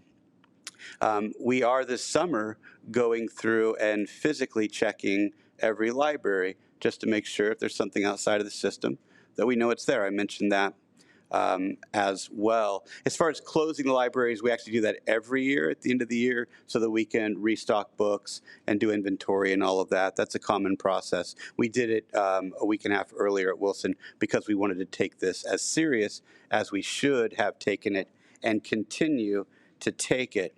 It is correct that we have already started the process of bringing a work group together that will include staff, that will include experts in this area also, and that will include parents who are community members. They won't be just PTA, although they might be PTA, but we will have parent representation in there as well. And so we look forward to looking at how we can make improvements. When we looked at the other libraries, and again, we have to study each of them to see what they have. One library had the book in question that started this. 21 did not, right? We could sit there and say, well, that's a great system. No, we want to improve the system. So that's why we're meeting now. to do that. And it will be inclusive of the groups that I mentioned. As it relates to the COVID testing for staff, I would encourage staff to continue to come in, as our teammate said, and share ideas about how we can make it more confidential. That's what we did. We took notes. We want to make improvements there. We certainly don't want people to feel intimidated to do that. That's what I shared in that meeting. I think we're all hopeful, too, that we're going to see some changes at the state level where we can spend our time doing other things. I feel bad for all of you, because I wasn't doing this the entire COVID time. You've been trying to prioritize education and do all this other stuff at the same time. You did it. You kept classrooms open all year, right, for in-person instruction, but it wasn't easy. Hopefully, we can get back to educating more and doing less of this stuff, but we'll keep you posted on that. And then transfer rates, we've asked staff, we reported that as well, to do a study on enrollment and transfer data multi-year so we can look at trends. We were at the T-Winkle meetings where we were working on electives. Those electives have been improved. I would say that's action on behalf of those parent interests, but we need to do more. We need to celebrate that school. We had parents at that school talk about how great it was. Best kept secret. Well, it shouldn't be a secret. We need to celebrate that in all of our schools and all the great work they're doing. So we're talking to all of our principals how to better tell their story so the folks know how great their schools are. And so we want to work on that. It's an important topic. Those are the items I would clarify. All right, thank you. Okay, so now we move on to community input on agendized items. This is an opportunity for the public to address the board regarding items on the regular meeting agenda. Comments on agenda items are limited to 3 minutes per comment, up to 20 minutes per topic. A speaker may not relinquish his or her time to another person. Speaker cards for items on the discussion action calendar may be held until that item is considered by the board if the speaker prefers. Okay. We have 1, 2.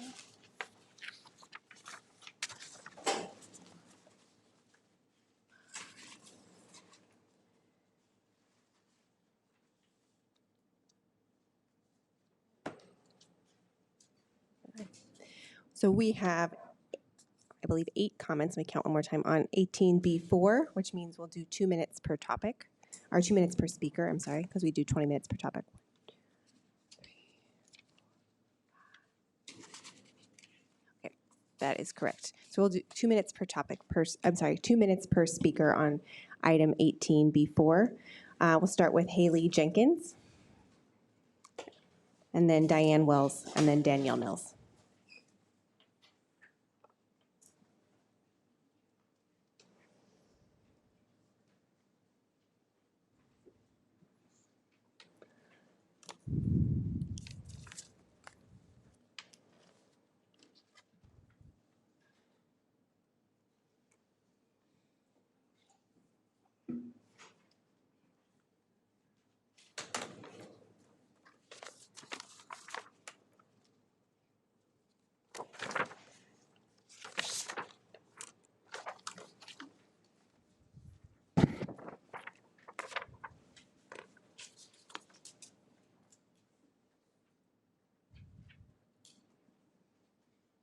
Hello again. For months and months, parents and community members have voiced their concerns over using the ADL as a company to train students and teachers. We've had multiple meetings and phone calls and emails with you all, and after the last training, Superintendent Smith gave a verbal confirmation to Bill Dunlap, as well as a written confirmation to Wendy Lease that, and I quote, "We will not use this provider again." We breathed a sigh of relief at this and shared this info with a large group of parents. Imagine our surprise when over the weekend we saw the ADL back on the agenda for a 2-year training contract. When we reminded you of what you had said, Superintendent Smith, you brushed this off and stated that this program was used in the past. The fact is, you lied to parents and the community, and that's very disappointing. Just because you made a terrible decision to use a radical political organization in the past is no excuse to continue using them. The ADL has removed the words anti-Semitism from their mission statement. Under its current leadership, the ADL has transformed into a radical money-making political organization. So let's take a look at what we know so far. There is no transparency. The materials are proprietary, so we can't see them. When you hosted a mini Zoom conference in the fall to give parents an example, we weren't even shown the whole training. We provided questions and comments, but they were never addressed by either you or the ADL. According to their No Place for Hate program that NMUSD has also used, their training guide states in big, bold letters, move on from kindness. Schools need to foster social justice. According to the ADL website, A World of Difference peer training at multiple high schools in the Midwest includes showing a movie created by them called Hate Comes Home. And in the description, viewers play each character, deciding on whether to let the incident happen or stop the manifestation of hate and bias. They say, can your decisions prevent a murder from happening? Do our kids watch this movie in the training? Do you think that this is appropriate? That's why we have 3 times the amount of counselors, because of these programs. Next, we have Diane Wells.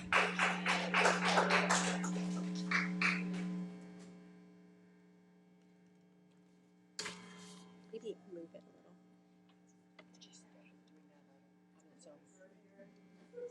We'll get it. Whoa. And that's where we have security. October pads. Okay. Good evening. My name is Diane Wells. Last August, I voiced opposition to the 2021 renewal agreement with the Anti-Defamation League's anti-bias training. I'm here again, doing the same thing, like Haley Jenkins here, urging you, the board, to do the right thing and to vote no on this contract. The ADL programs, A World of Difference and No Place for Hate, are forms of critical race theory. Both these programs are meant to divide our students, teachers, and community. Inherent in the programs is the bias itself, that our children possess an unconscious bias toward others. That is wrong. Our kids are coming out of an exhaustive 2 years plus of the years of lockdown pandemic with remote learning and isolation, which has led to a high number of mental depression cases for many of our young people. And now with our ongoing contractual relationship with the ADL, our students will be trained and shamed into learning that they are racist. That is wrong. In searching for the ADL's A World of Difference curriculum, it was very difficult to find any curriculum materials. In the renewal contract, the ADL makes clear that their materials are copyrighted.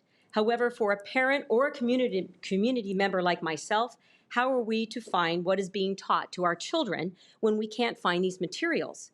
If the ADL organization is so confident in their educational materials, then why can't parents and the community be able to see these materials online or anywhere else? Where is the transparency of the ADL and of our school district? The board should be asking for this ADL curriculum on behalf of our parents. In the very few curriculum materials that I did find online, I found one lesson plan and the only lesson plan on the site. The lesson plan talks about power and privilege with a list of privilege statements. I actually passed the administrator in the front list of the privilege statements. You might have a copy. Students are read privilege statements to each other. Thank you. I believe this lesson plan and other exercises like this are designed to make students feel shame for their race, Diane, and to create division among students, teachers, and the larger community. Next we have Danielle Mills.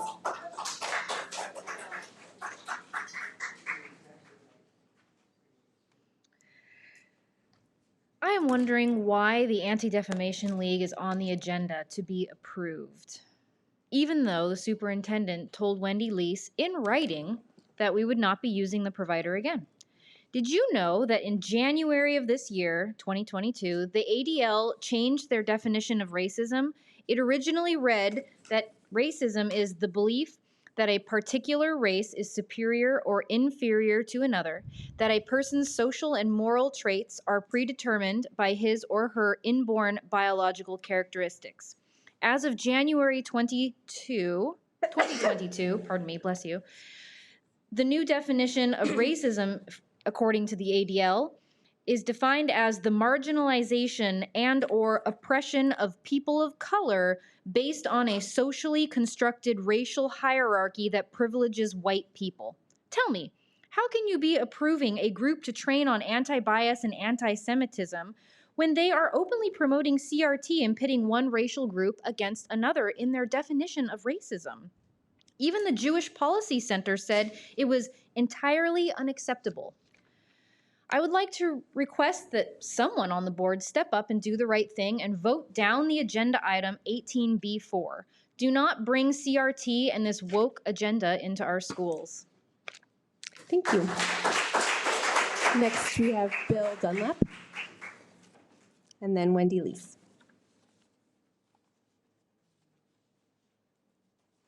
Thank you. We won't go over ground that's been covered, but it's interesting regarding the commitment that we got from the board and from the superintendent regarding the proprietary nature of these materials. And it says, we will find a provider that can share their material.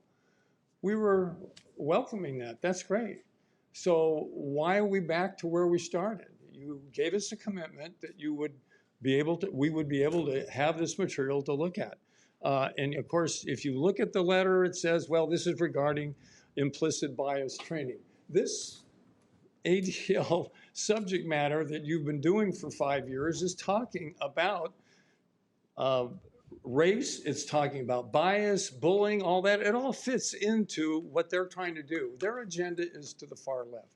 I don't know why we can't find something in the middle instead of the ADL, whose president came out the other day and said that anybody who supports, was even thinking about showing up at January 6th is a white racist.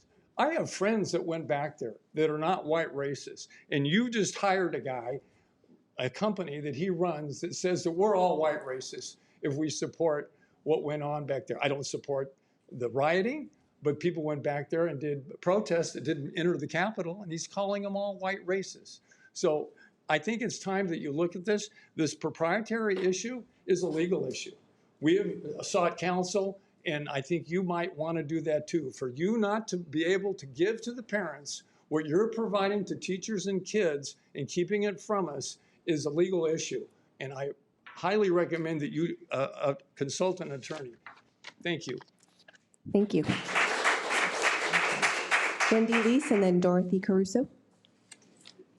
Yes, Madam President and members of the board, my name is Wendy Leese. I'm a 50-year taxpayer in Newport-Mesa. All 5 of my kids have attended Newport-Mesa. I've been speaking to the board since the mid-'80s, and I served on the board from 94 to 02. I'm asking for 4 votes tonight. 4 of you I helped get up there, and you know who you are.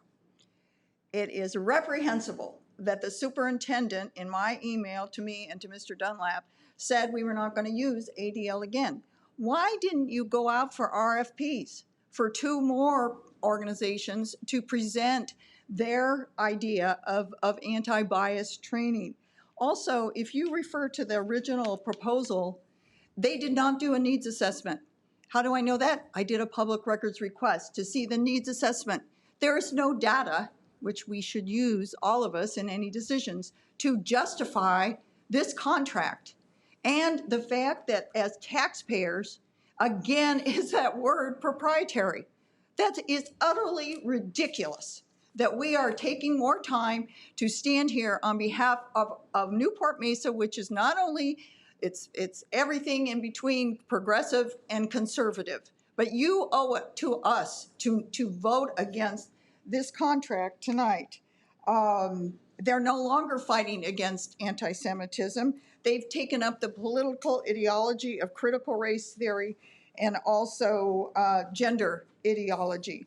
And that we need balance. Would you want Focus on the Family and James Dobson to present his idea for anti-bias? No.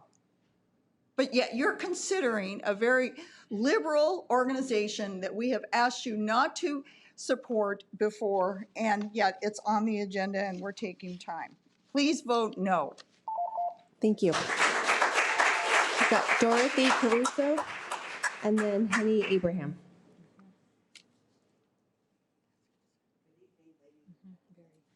President Smith and Michelle Bartow, the superintendent. I'm going to get these names down.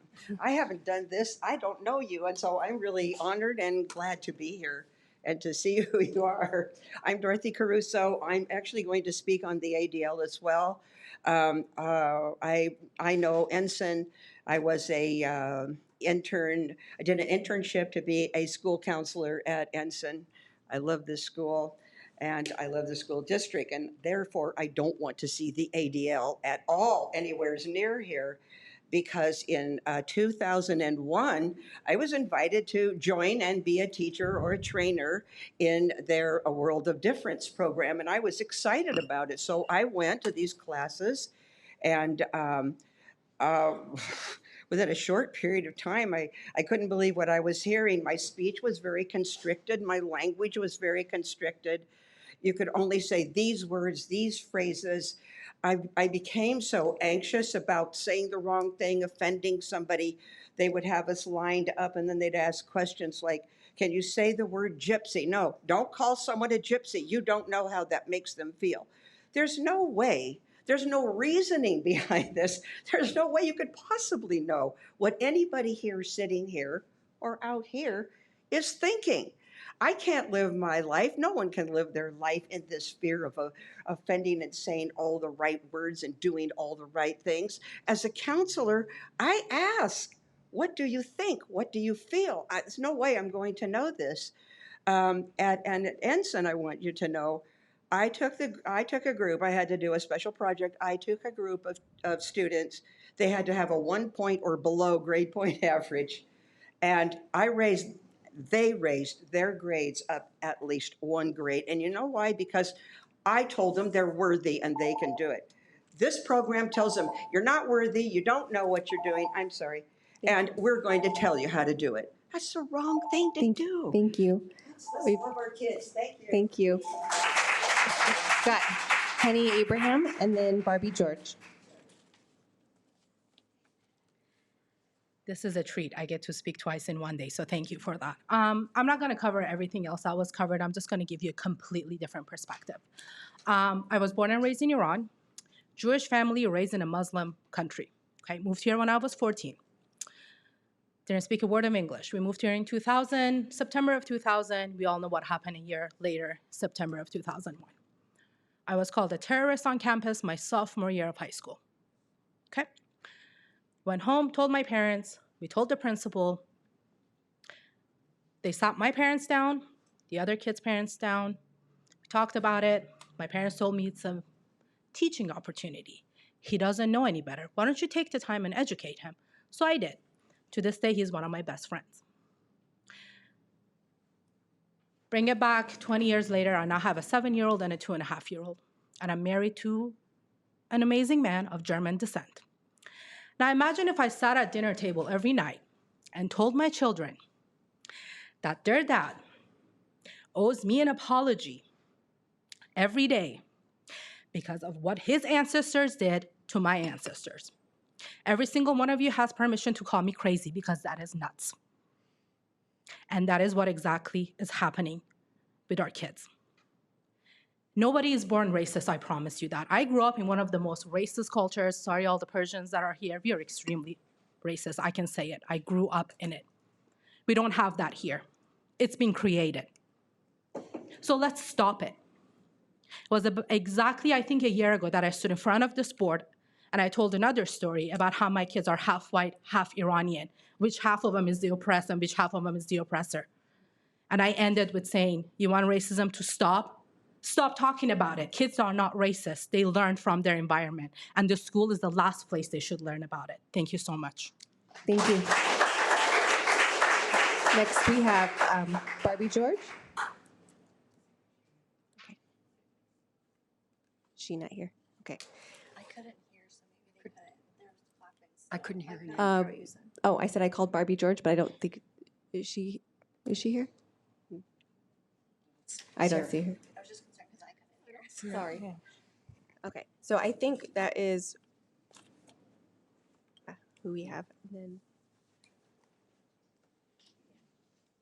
then, okay, so we're going to move to consent calendar. And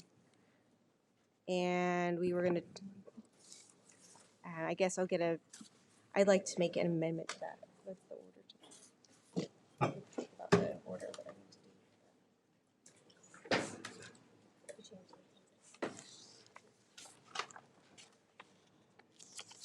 do. Okay, so I'd like to make a motion to pull the item 18B4 from consent, but I need a second. Second. Okay, it's been moved and seconded. Do I get a roll call? You need a roll call vote for that? Let's do it. Okay. Trustee Barto? Yes. Trustee Matoye? Yes. Trustee Crane? Trustee Crane? Can we have some background? I guess I didn't know we were pulling this until right now. Mm-hmm. What I'm not even sure what item you're pulling. 'Cause you It's just the said the number. ADL training? Okay. Yeah. Because we didn't pull it Before. earlier. We did not before pull it the meeting. earlier. Okay. Are you pulling it? Oh, we need to have a discussion. Are you pulling it for the discussion action? Yes. Okay. Oh, that's what I needed clarification on. Discussion action or just pulled Well, I'd like or to tabled? I'd like to table it. I think we need to, when we talked about an agenda trap, I think we need more information. I'm a no. Okay, so we're doing that. That's why it wasn't clear. So we're taking it off, or we're doing discussion action today. Taking it off. My motion is to take it off. Okay, that was not what I understood from agenda. And my second was to that motion.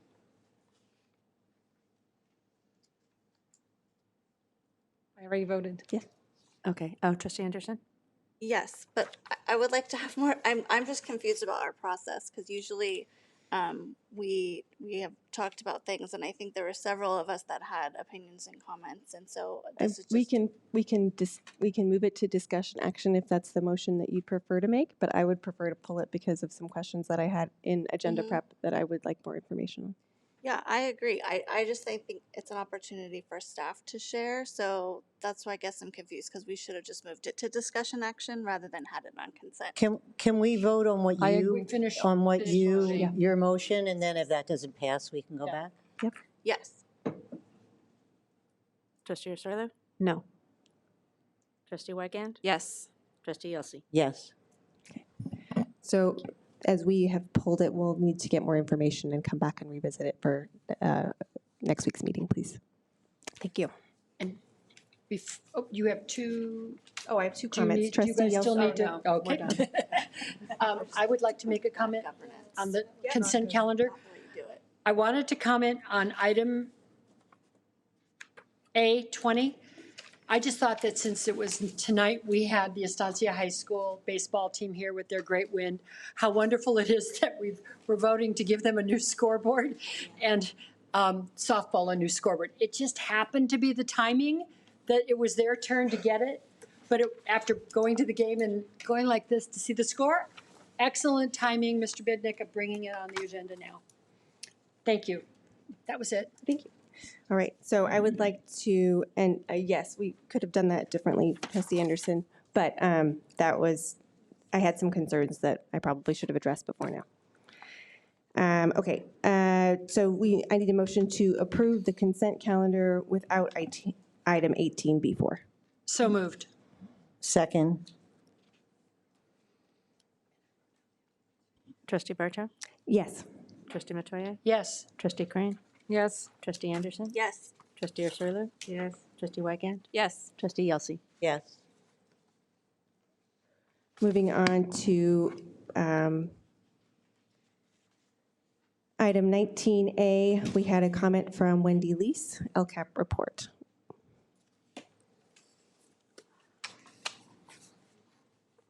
Since I'm here, I would like to request to give my comments after I hear the report.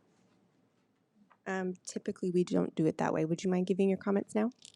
I want to hear the report first. Well, this is the time for comment. I know, but it's in other that's why I was going to speak on a non-agenda item. In other agencies, the community is able to hear the report and then comment. So I can't comment on something that I haven't heard. Because I have the written, but there's also questions and everything. So That has not been our practice this year. We've had all the comments before the reports. So we need to stick to that. well, That's I been our would practice. respectfully ask that in the future, on a budget item, just like in the city of Costa Mesa, that you give the staff report and then you allow for public comment. So that's my 2 cents. Thank you. Okay. I have a question. Yes. Is the report published in the agenda?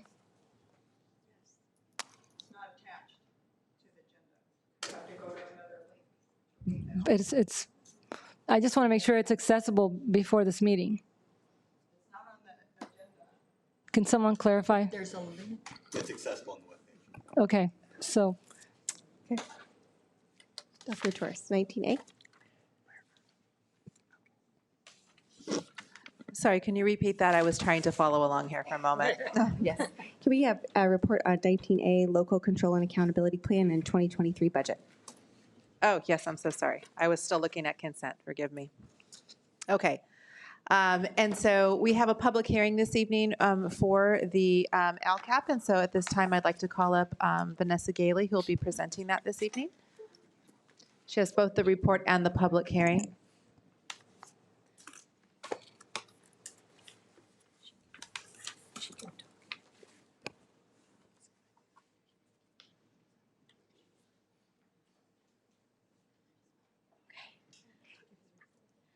I will very much look forward to public comment during the public hearing, so please feel free.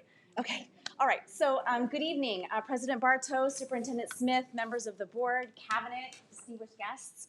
Thank you for being here this evening. I am one of a two-part play. I am doing the local control and accountability plan, and my partner over here, my fiscal partner, Jeff Trader, will be presenting the budget. So what is the Lcap?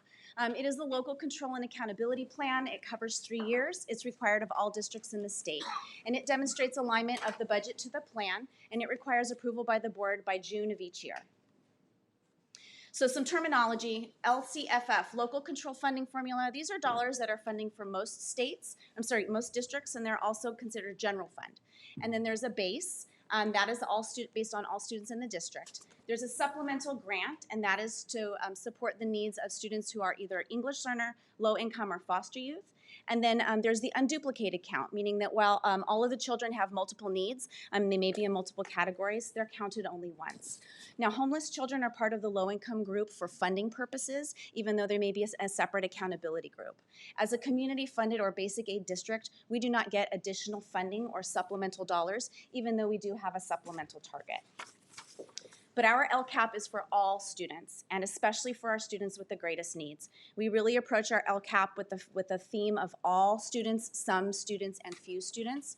And we have goals for all of our students, as well as expected outcomes, and we provide a list of actions and services designed to meet the needs of our students based on those priorities from the state, with a particular emphasis on students in the unduplicated count.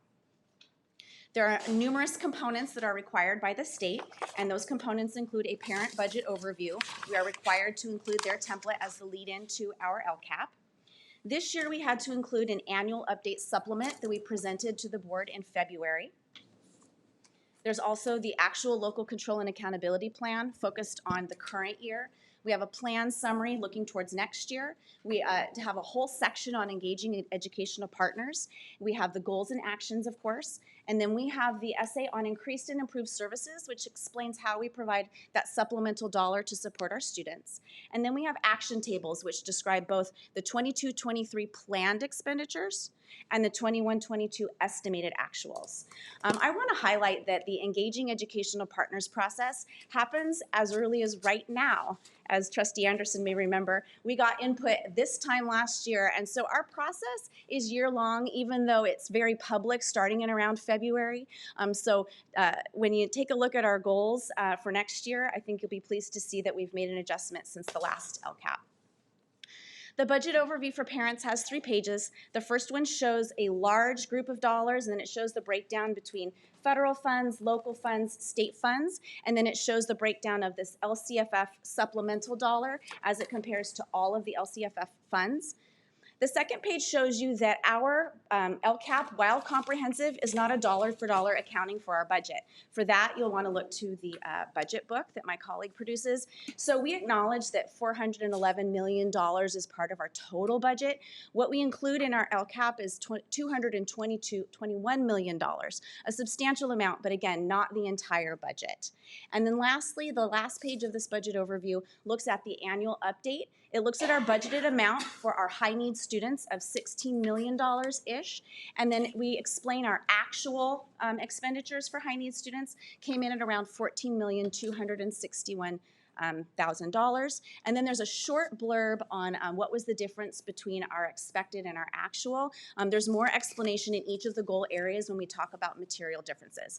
But essentially, we were very ambitious in planning for staffing. We were unfortunately coming up a little bit short on some of that, although we have filled many, many positions. And so you'll get to see a little bit more of that. But trust me, the students were served. We had additional tutors, we had additional teachers, we had additional summer programs, but it just did not come in as high as we had anticipated.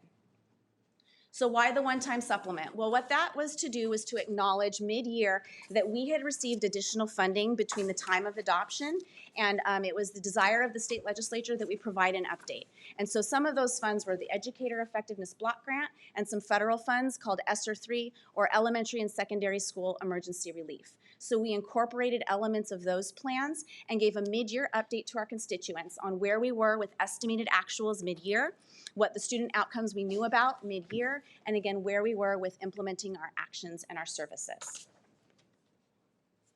So in the plan summary, we have some key successes and identified needs. We're so very proud of the support for our students and for family wellness. We've really augmented our staffing and our programs to support our student and family needs. In terms of academic support for students, I'm sure many of you have seen the robust summer offerings that we're going to be providing to over 2,100 elementary students alone at 6 schools. So we also have credit recovery and intervention support, tutorial support, Read 180 support. So we really tried to invest in remediating any losses and accelerating student learning. And then lastly, we're very proud of the technology availability. We went one-to-one very quickly to make sure that every child had access during the pandemic and post-pandemic to be able to use technology. So we have some identified needs. We do need to continue to support our homeless and our foster youth who have elevated need. We also want to make sure that we're implementing and refining the support that we've provided for our students. We've added a lot of people. We want to make sure that we're being very targeted and specific and supportive. Same thing with our mental health and instructional positions. We need to integrate all of that staff into a seamless workflow. And when you have many new people, there is a learning curve. We also know we have some open positions that we still want to fill. And then lastly, student behaviors in some places has been challenging, and we've heard from both certificated and classified that they need help. And so the request has been to really think about those challenging student behaviors and support students with the social emotional skills. So the next area of the LCAP is engaging our educational partners. This was previously called stakeholder engagement. We're very proud of the work and the guidance that Dr. Smith has given us and our assistant superintendents to really say we need to be more in the community and in person. So we had 4 in-person and 3 remote options. This picture is an example of one of the posters where we recorded input, and then we had people have dots.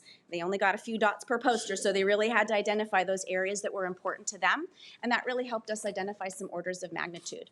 So these are the dates of the in-person forums. We did them by zone. And then the online forums, we had one for staff, and then we had an AM and a PM public option. One of the things that we really did learn from the forums, though, is that there's quality and there's quantity. We had such quality input, even though we may not have had as many voices as we would have wanted, and we've gotten some feedback on what to do in the future. Our school and district groups cannot be ignored. We had over 64 school groups outside of ASBs, the regular ASBs, but the school site councils, the English learner advisory committees, the school leadership teams. We had site-based input, and that's really critical because where the students are served is at their school. We may plan at the district level and we may expend at the district level, but it is at the school site where students are receiving excellent support. Our parent and family advisories are the Special Education Community Advisory Committee, our English learner advisory, the DLAC, our superintendent's parent advisory, and then of course we have the employee partners, the advisories for certificated and classified, as well as our bargaining units. And of course, the SELPA, which I didn't list, but goes without saying. So we suspended the student survey this year. We had concerns about student data privacy and some of the notifications, and we did not want to cause alarm for our families. What we opted to do instead was get the qualitative data. And so we had 18 student focus groups, which we've never done before, and we're so pleased that Dr. Torres suggested that to us. So we went to 6th grade, 8th grade, and 12th grade. and we asked just some basic questions. What helped you? What would change to make it even better? What advice would you give to next year's kids? And then what are you excited about next? And that really gave us some great information about things that are exciting for kids that we can augment, things that we can refine campus by campus, and really kind of look to see what is on their minds. So that was really a great exercise, and I'm very thankful for our partners from Ed Services, Student Services, and Special Ed. We had 2 people per focus group to record student ideas and to really get the conversation going. So it really was a team effort from across the district. So some of the themes and highly rated topics between the student focus groups as well as our in-person adult focus groups and the forums. We're really, again, focusing on that mental health, wellness, and engagement. Everybody loves the additional staffing. And because it's so great, they want more. So one of the things that we have to do is balance budget and priority, but we heard that request for these things seem to be working. Can we have more of this service? We also were asked to really prioritize the wellness for the adults, including our site administrators, and really help everyone with those supporting behaviors, challenging behaviors that I mentioned earlier. Also, really a request to consider looking at our guaranteed and viable curriculum and making sure that we have consistent and systematic training. And of course, without substitutes for professional development, that has been a challenge for us. But we are constantly looking at and refining ways to provide our training to our teachers and the rest of our staff.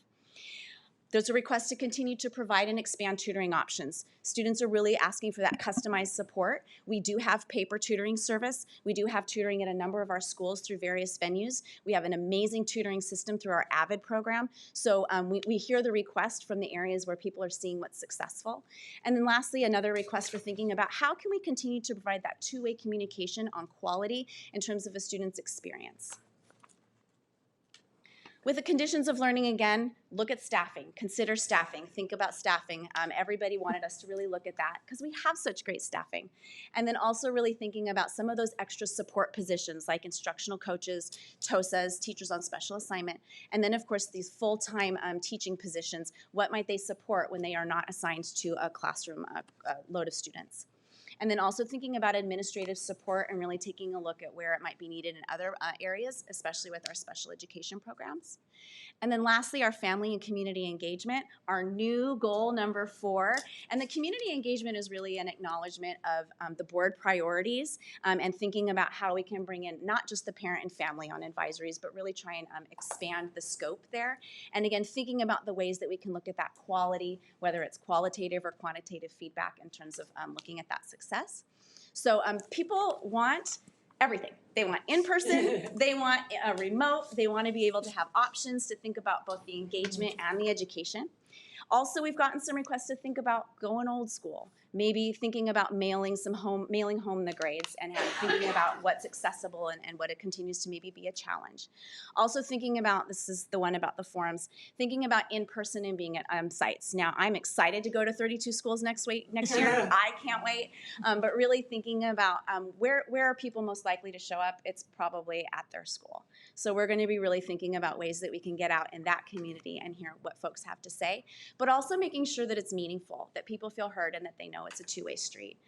There's a request for having timely communication and in multiple formats because, again, everybody wants it their way, but then also thinking about having consistent and fewer platforms. So those were some of the key themes. We wanted to make sure we rose those, elevated those, make sure that people saw that those things were heard. We also did an Lcap survey. As I said, we suspended the student administration this year. 1,181 parents participated. It's about 1,000 less than our high, not as low as our low, but kind of close. So an area for quantitatively us to improve, but qualitatively we got some good information, and so we're pleased that we're going to, of course, continue that mechanism as well as our in-person options. So in our district, we pay attention to the whole child. We're about multi-tiered systems of support in the areas of academics, behavior, and social emotional. And really what we're thinking about is layers. That universal layer is for all students. And then when students are struggling in the all, we provide supplemental support for some. And then finally, intensified support for few. And so you'll notice throughout our LCAP, we focus on all, some, and few. But If you're not interested in reading the 136-page version, although it's down from 324. I was going to say. Yes, lots of cutting. Not just because the type was smaller. No, but you can thank the expenditure tables for that, actually. We also have a short version for anyone who would like to see the short version. And again, it shows you how we have the all, sum, few. It acknowledges that we've gone from 3 to 4 goals. Changes are in red. And what we're really trying to show is what did we have last year and then what are we layering on now, again, between the adoption from last year. And then some of the things I'll show you we were already doing, but we were not calling it out in the Lcap. And so I'll show you a little bit about where that is. But I encourage everyone to read my short version. Then you can go to the parent budget overview and you can round out the experience with the expenditure tables. You'll be done in 15 minutes. That's good. Yeah.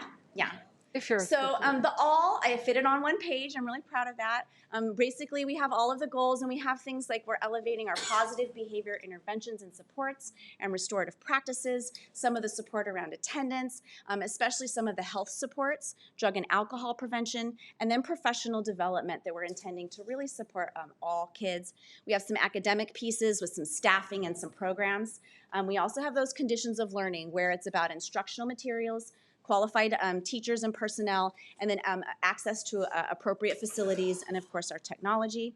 And then of course we would be remiss if we didn't acknowledge our family and community engagement, our parent ed series, our site-based parent events, and of course all of the advisories and the forums.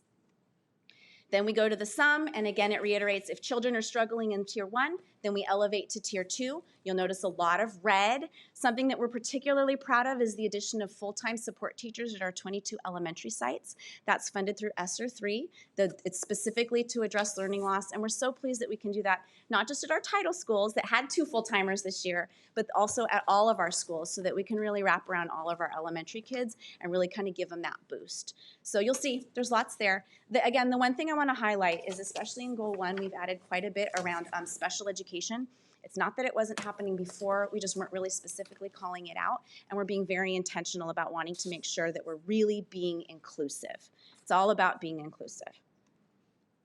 And so again, if you'll notice in our few, right, that few is often about special education students as well as some very targeted supports.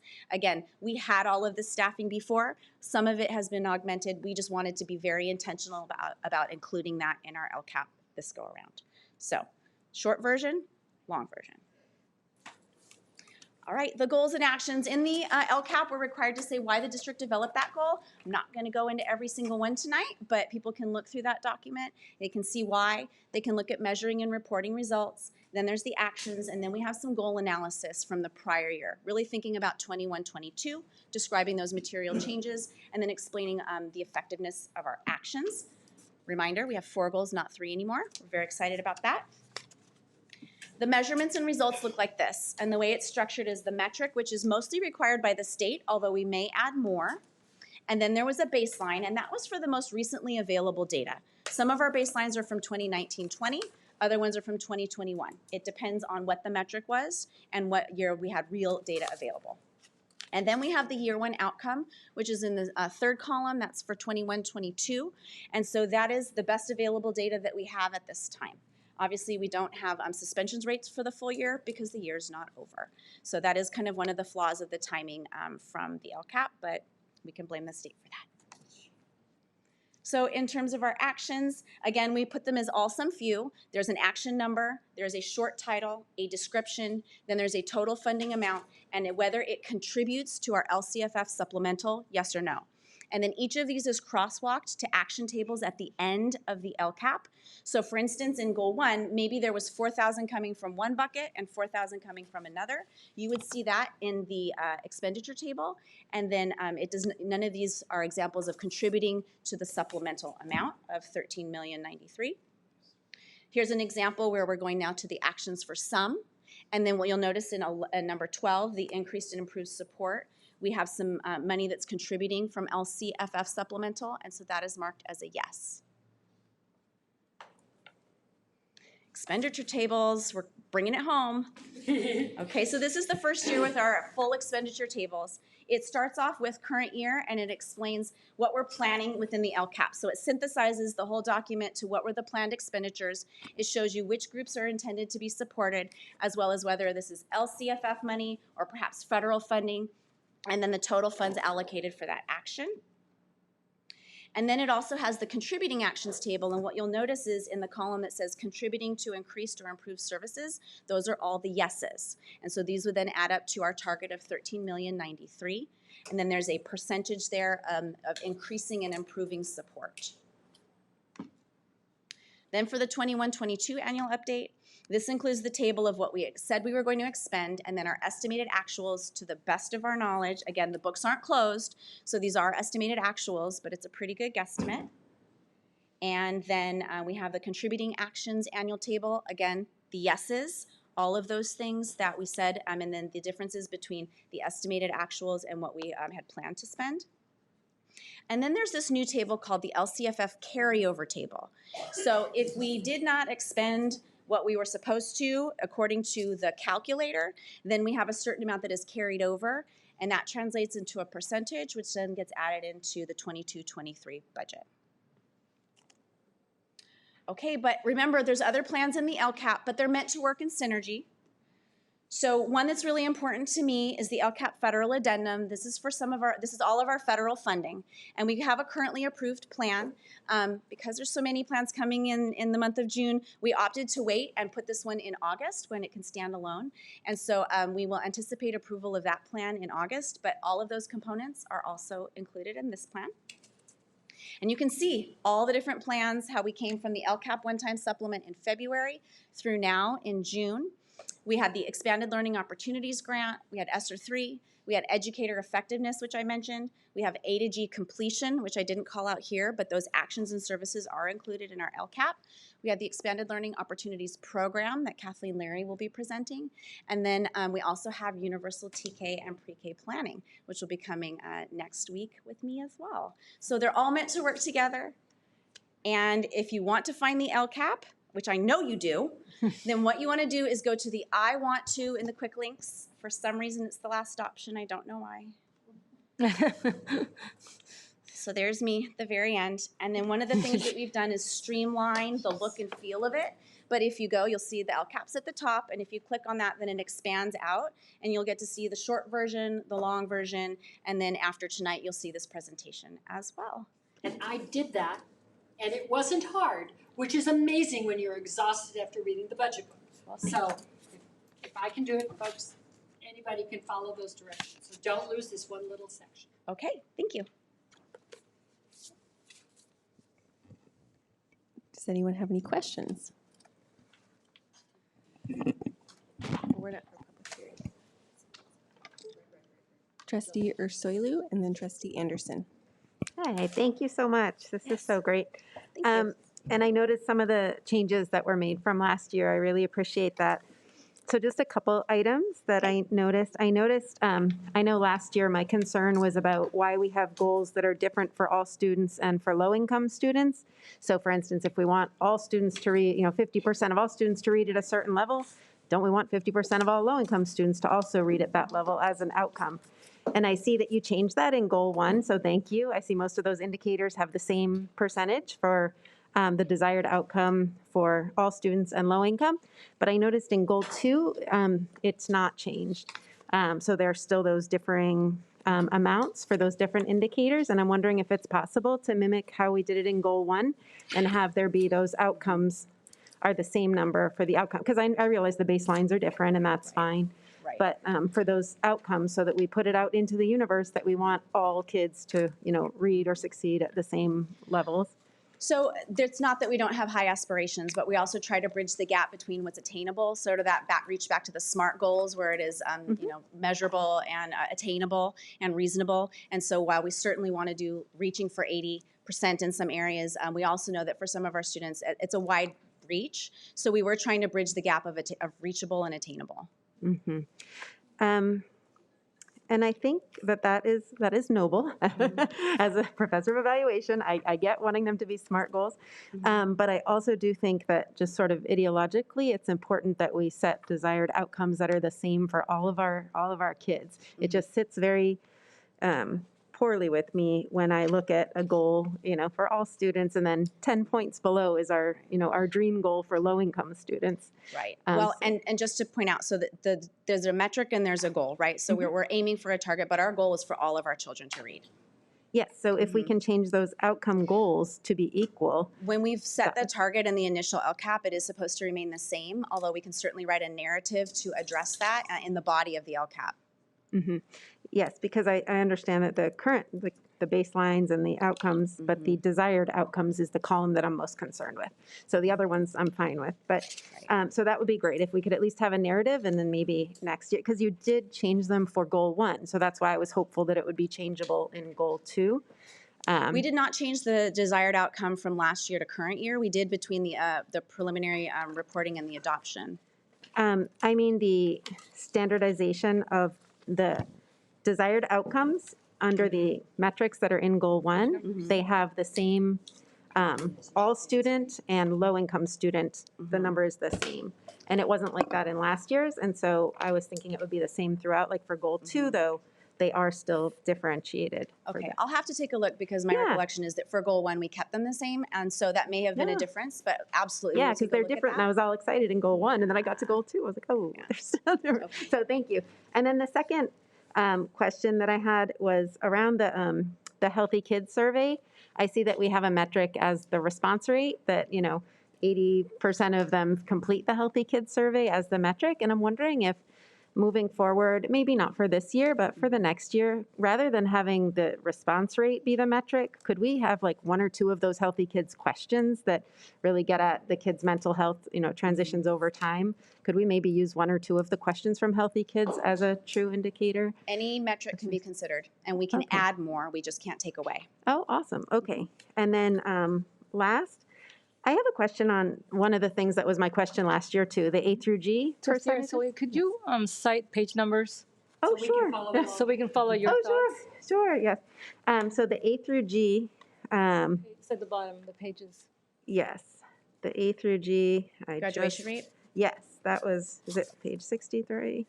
64, I believe. No, just yes, kidding. I think it is. You're totally right, I think. Yes. I think it is. Totally. So A through G, what is that? In high-performing districts in California, what is the average A through G percentage? I'm just curious. Is there a way we can find that out just for our future goals? I don't have it off the top of my head, but it is reported in DataQuest on CDE. I'd be happy to get you that. Yeah, that would be really cool to know because I'm just so curious how we're comparing to other districts You can see that data for any district throughout the state, and it will show the district level, the school level, as well as the state level. Oh, perfect. And we do exceed the state. Not like the whole state. I don't want to compare us to the state. I want to compare us to high-performing districts. I'm curious, like what they're, whoever you consider the high-performing district. If you have a list of the districts that you want to see, we can provide that for you. Oh, awesome. Okay, thank you so much. That's all I have. Okay. Who else? Trustee Anderson and then Trustee Wygand. Thank you. You're welcome. I'm so excited about goal 4, Good. as you know. Thank you for adding it. I was wondering if there is a way to just expand some of the language. I know similarly to what Trustee Ursulou was pointing out was rather than measuring, an event or measuring how many people come to something, I think I would like to see participation kind of outcomes. If there are people who then go back to their site and are part of leadership, or just measurements that go beyond a checkbox, like there were 8 people that went to that event. That doesn't tell me that they were really engaged or that it was meaningful. So I'd love to add something around that, because participation to me is one thing, but engagement is a different process. You're looking for measures of engagement in terms of like qualitative. Yes. No. Well, both. I would like both. Yeah. So that is one thing. And then I also was wondering if we want to put in, because a lot of what we're doing are related to trainings. So if we wanted to change it to engage families in programs. Page number, please. Goal 4. Goal 4. 84. 84. To engage families in programs and trainings that support positive student behaviors that contribute to better learning environments meaningfully involve families in decision-making and in programs. And then the last part is cultivate partnerships with community organizations and industry. And I think it would be great to include why we're doing that. Like we want to expand apprenticeships. We want to encourage community service. I think like to have more. Typically, and that those would- could be things to measure as well. I was going to say, typically that would belong in our narrative as to why we developed that goal, and we can also look at that in metrics. I'm not sure you want to have that much specific in a goal language, but I would love to see your recommendations. Okay, thank you. And then kind of following along with that, one of the things on page 96, Thank you. it says providing access to core content with additional language and mathematics support is essential to ensure that students do not fall behind grade level peers. The district determined this need through experience in implementing previous versions of instructional materials.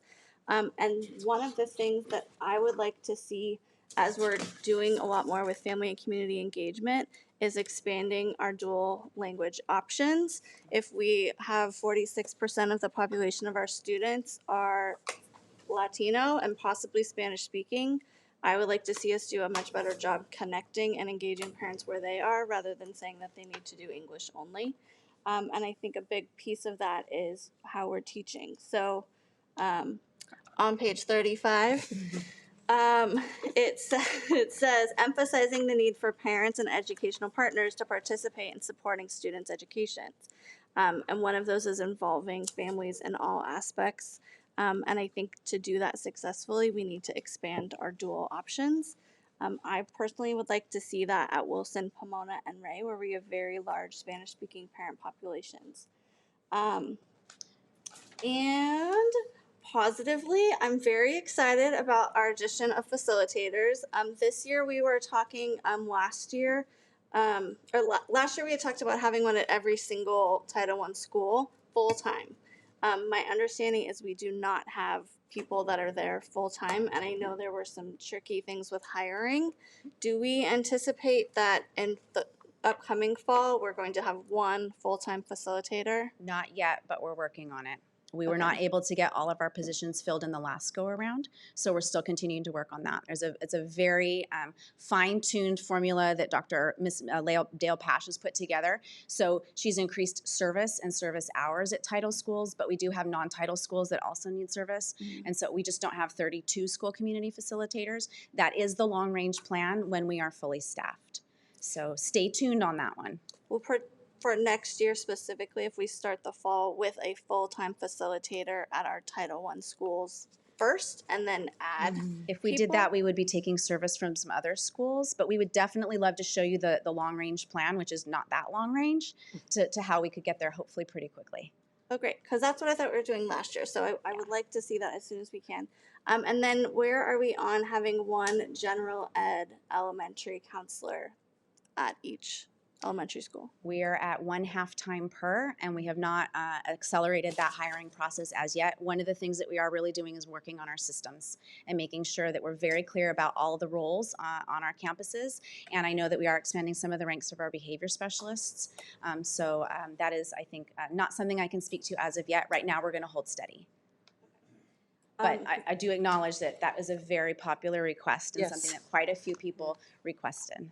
Yeah, I mean, I would go beyond saying it's popular too. I think it's essential. We have so many families that are having trauma and having issues. So I think the more that we can add, I'm excited to see that we're adding a full-time high school career and college counselor at Estancia and adding a career and college counselor for early college. Do we anticipate that they're like the person for cloud, are they going to be like specifically a third each place, or are they going to spend more time at certain schools? That one's a little outside of my wheelhouse. That's more in the A to G block grant, and so Dr. Csca will be your point for that. Okay, I will ask him later. And then the one other thing I have is I saw there were several different components for the drug and alcohol kind of training and interventions. Some said that they were funded in very different ways than they were in the past. Is it possible to get a breakdown as to who are our community partners? Are we measuring like if the students and if people, if the assistant principal likes their program? What are we doing to measure So I think we would probably have to talk offline about the difference between tier 1, tier 2, and tier 3, and especially as it relates to One Recovery and some of the work that they're doing. We don't necessarily spread out all of their charges over all of the goals, so we don't kind of bifurcate those funds in that way. So we may acknowledge it in one goal, even though they're providing service in the intensified area, let's say. So, but we can give you that breakdown of which schools are served and what that looks like. In tier 1, I think it's more like the Waymakers and some of the components with Newport Beach. And so, again, I don't have some of the metrics on those necessarily aside from when the sites are served. But we could certainly look into some of that feedback in terms of administrator feedback if that's Thank you. desired. And thank you also for all of the work that you did for Goal 4. It is amazing. So I have a lot of questions about it, but I'm very excited that it's there. So thank you. Thank you. Thank you. Trustee Wygant. Thank you. Thanks for putting this together. It's a lot of work. I really appreciate it. Thank you. This is a question for either you and Mr. Trader. With all our increased staff for mental health, including counselors, SAIL team, and school psychs, when these federal funds dry up, are we still planning on keeping all of those in, in the next 3, 4, 5 years as we kind of get addicted to them, even though there are counselors and psychs and everything like that? What are our thoughts? I'm going to let Mr. Trader answer that. He has the bottom line. We will make whatever we need to make work. Now, that doesn't mean there will be some adjustments, but we'll get direction on where we need to put the right resources. So there will be some adjustments, but we'll make sure we get it the way you want it. Awesome. Is that clear? I mean, you couldn't have had a better answer. No, and then I have another question. Since we have funded 2 RTI teachers at the non-Title I schools over the last year or two, so I do notice that some of our percentage of grades 3 to 6 students reading at grade level or above for the STAR IRL assessments. Looks like that has come down on the 21-22 year. And so are we planning on keeping those 2 funded from the district teachers at each of those schools? So the Title I schools, the way that they were able to have 2 full-time funded this year is because we had excess Title I carryover. And so typically what the schools would get is a single full-time teacher and then a number of part-time teachers, depending on a sliding scale. Mm-hmm. And what we elected to do for consistency was to provide 2 full-time teachers at the title schools because they are the most impacted, while maintaining the single 19.5 hourly out of our Lcff for all of our sites. And then the title schools had their own title funds where they could elect to pay for a 19.5 or a 0.5 position, let's say. So we have sort of what the district title funds were able to provide, but that carryover, we were very good at spending it down. So there is not enough Title I to provide that anymore. What we are going to do out of Title I is provide that single full-timer augmented by the federally funded full-timer, meaning they're going to have the same service. It's just a different configuration of dollars. And then what we were able to do was add in at the non-title schools using the federal dollars in acknowledgement that we wanted to make sure we were able to support all the kids. Okay. So even at those non-Title I schools, they will have that 19.5? They will have one 19.5 and one full-time. full-timer. Okay. Yes. And we're really in talks now about what the roles and responsibilities for those folks, the training that we're going to provide. And we want to make sure that we're really giving them all the tools to be really excellent from day one. Okay. I appreciate that. Thank you. Mm-hmm. Trustee Ursulou? Oh, thank you. I had just 2 more things that I forgot. The page number for Trustee Metoyer is page 63. My question is about the AP. So our baseline was like 38, then it was at 67, and our desired outcome for the 23 year is 48. I'm just curious why it kind of went up, and then our goal is lower than where we're currently at, and if that's a norm, or if that's, can we have our goals be equal to our highest thing that we've done? I'm going to need to take a look at that one and see why we decided to rebench it. Yeah, that would be great. I think one of the things has to do, I'm not going to speak out of turn. I'm going to double check it. Yeah, no, thank you. And I can send you an email with the page numbers too. And the other one was back to Trustee Anderson's point on page 87, the measurements for the parent engagement, going back to, is there a way Do we, I don't know if we do we do surveys after those parent engagement sessions about like, how did you bring this information back to your site, or how did you use this information with your family at home? Do we have follow-up surveys to those parent engagement sessions? The shorter answer is no, we don't have consistent ones at this time. It's certainly something we can look at for the future. Yeah, because if we did, then if we just had one common question that we could use as a metric to show that those parents are bringing back what they learned to either their family or their school site or their whatever, that would be great. And then one question for Mr. Trader on page 52. Where'd it go? About the restorative practices budgeting, it had budgeted $112,000 for restorative practices, and then our actual expenditure was $6,000. I'm just curious, is that just because people couldn't get to the trainings, or are they being rescheduled at a later date? Or, because that's a big $100,000 for restorative justice, which I love. I just want to see if we're doing it. Well, I don't want to speak for Mr. Trader, but I do, this is my area, so I do know that with restorative practices, this was a year that we did not have subs, and a lot of restorative practices work needs to happen in person. And so what we've done is we've trained people who haven't needed subs, and the money that we did expend was for our SAIL team to become trainer of trainers. So we are looking to, embed that again in our plan for next year. But again, we're all kind of arm wrestling for time with staff to do training. So, if not, we're going to figure out where it fits in. But that's why it wasn't done this year. Okay, awesome. Thank you.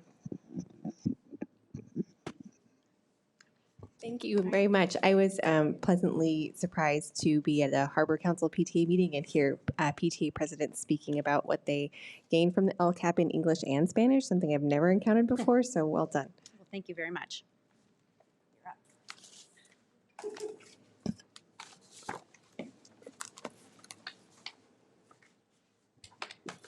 Okay, and Mr. Trader, are you going to cover the 2022-2023 budget as well? It's on A. It's on. No, well, this has it. Oh, And then but the that, public hearings. okay, so this is separate? It's just an error. Public hearing. We didn't get this report. But is this report part of this?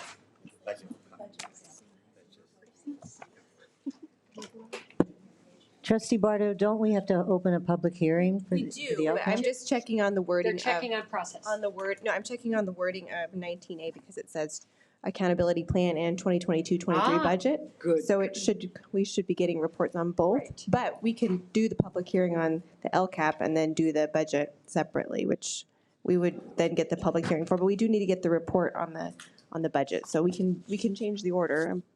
That's fine, but. Okay, so it's just an error in the wording for A. All right, in that case, that's fine. There should have been a B2. Yeah. Or a C. Yeah, that's fine. In that case, we will open the public hearing for the local control and accountability plan. The public hearing is now open at 8:36 p.m. And Wendy Elise, would you like to speak? Thank you. Thank you, Madam President, members of the board, Dr. Smith.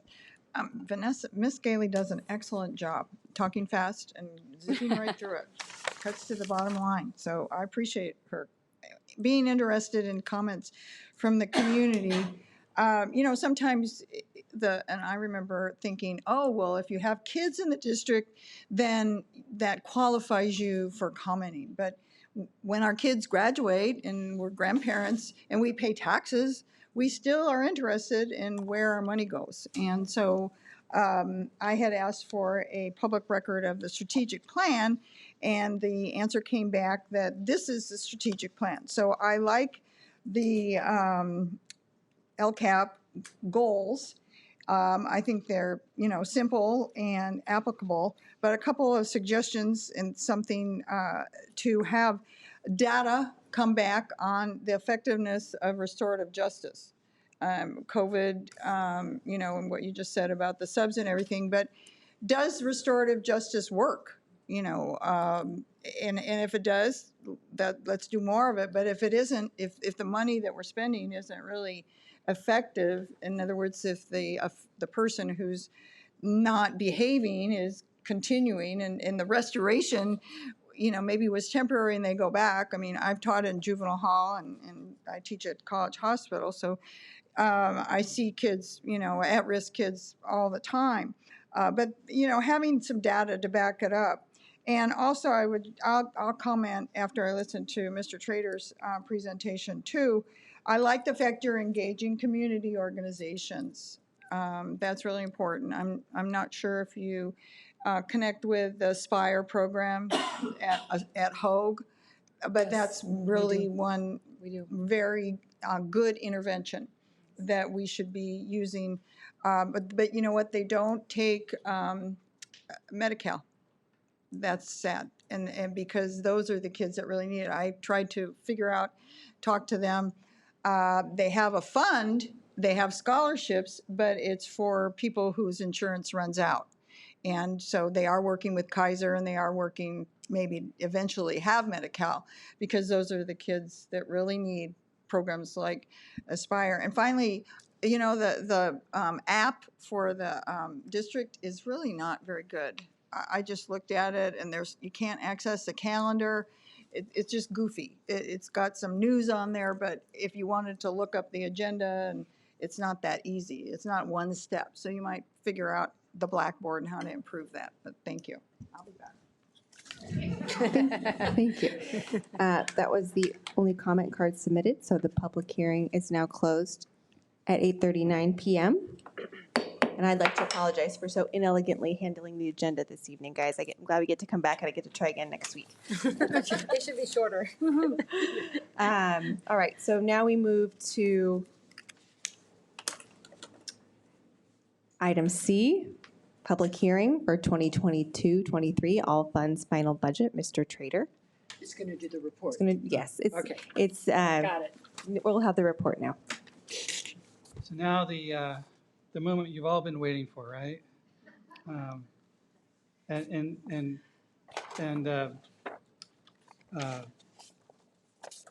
Trustee Metoyer, you said that you were feeling exhausted after reading the book. Were you trying to say it was putting you to sleep? Is that what you were really trying to say? No, it was stimulating, fascinating, and interesting. Well, let's take many a look. Pages. Yes. There's a lot You of like pages. LCAP, I like budget. And I have to say, we really worked closely with Vanessa and Ed Service on this, on the budget. We could not align your budget without Vanessa. And really, the LCAP is where the secret sauce is. And so spending your time on the LCAP, all your questions on the LCAP, much better rather than on the budget. So let's talk about the district budget. Of course, we have to adopt our budget by June 30th. And we will come to you at first and second interim with changes to that. Let's look at the schedule here. The governor has issued a budget in January. He issues a revised budget in May. And now here at June 15th, he's going to have to pass a budget. And what you're going to see, though, in that budget, it's going to just be a consensus, right? It's going to be all the things that they agree on, and all the stuff they don't agree on yet, they're going to pass in a trailer bill later on. And this is an opportunity for us because there's still some things out there that they are talking about that impact us. And so, for example, how much money is going to go to one time versus ongoing, right? We prefer one time because it's safer. They're talking about funding for transportation. And you need to know, this is important for you to know as you talk to your legislatures, that they're thinking about doing transportation, right? Mandating additional transportation and funding it the same way that they do universal transitional kindergarten. Which means we won't get any funding for that. So we're concerned about that. We're very concerned about it, and we're communicating to our legislatures about that. That's a big deal. And we're hopeful that the governor will fund universal transitional kindergarten for all students and not for students according to where they live. So we're hopeful for that still. So anyways, let's talk about the budget highlights. There's some great things in the budget. Universal meals, So students will be able to have free breakfast and lunch, whether they apply for it or not. However, we hope they apply because it helps us with our funding on the restricted side, Title I, those kinds of things. That's a message that we need to get out and communicate to our community. It's really important. And then expanded learning opportunities. This is a big deal. The governor's going to fund this by billions of dollars, $4 billion. That will mean about $20 million for Newport-Mesa. Ongoing, we hope that it's ongoing. 20 million? 20 million. Nice. It's a big deal, and it's going to be very helpful for our communities. Then we got special education base increase. That's going to be about $809 per ADA. And the governor's also throwing in 6.56% COLA, and that will help special ed also, and some of our other selected restricted programs. And then for the one-time side, we got the discretionary block grant. And again, this is a fairly big one-time grant. It's about a little over $20 million for us, $1,500 per ADA, I believe. He's going to be putting $4 billion into school facilities. Some of that will get to us, and that's going to be helpful. The really neat thing is deferred maintenance. Get excited about that. That's going to be about $5 million for us. Ooh. And very helpful on the deferred maintenance side. We have not ever really seen that. And then community schools, he's going to put about $4 billion into that too, and some of that will make its way for us. So really, this is a very favorable budget for all school districts, including us, even though we're hopeful for UTK. So let's talk now about some of the district factors. Of course, now you just heard Vanessa roll through about COVID-19 support. And to your questions about Trustee Wygand, about, well, you know, were we able to keep all these programs we got going? This is like $100 million that has come to the district. Yeah. And to be able to keep all that going just is not sustainable. So we are going to have to make some choices. We will, no doubt. But we want to make them so that we're focusing on the most important, the things that are most effective. And so those are, and we have time to do that. And you have time to do that. And you have built in a lot of flexibility into your budget to be able to take the time to do that. So when 24-25 comes, it's not going to be the hatchet that's going to come. You got some time to make things, make some choices. So that's a good thing. So then let's talk about enrollment. Enrollment's trending downward. We've known this. However, if you look here, the 80s are calling to get their enrollment back because that's where we are headed. We are right now where we were in the 80s in terms of enrollment. Now, when you get a facility use plan, or I'm sorry, facilities master plan is going to come soon, and there's going to be some opportunities there. It looks like enrollment has flattened out. We hope that we get, you know, those students back. That's what we're going to work towards. But still, if we're living in the 80s, there's going to be some opportunities on the facility side that we can take advantage of. So then let's talk about Prop 98. Now, take a look at this. This is alternate universe stuff. This doesn't happen. This is not normal. Don't ever think this is going to continue. The message is that we can't think that this is going to be ongoing. This is the way things are now. When you have billions and billions of dollars between January budget and May revise, that's not normal. It's not. And so we need to be careful about thinking how we move forward with our budget. So let's talk about our pension rates. And you've seen this before. Here we have CalPERS. Again, it's going up fairly dramatically. And then CalSTRS. And then you see here how it's, there's the total cost for our pensions. And here's the percent of budget. Now, when you look at that, in 2013-14, we were spending 5% of our budget on pensions. In 23-24, we will be spending 11.5% on pensions in our budget. It's crowding things out. And the 2% that's going to hit, the 2% increase for pensions in next year is going to cost us $5.5 million.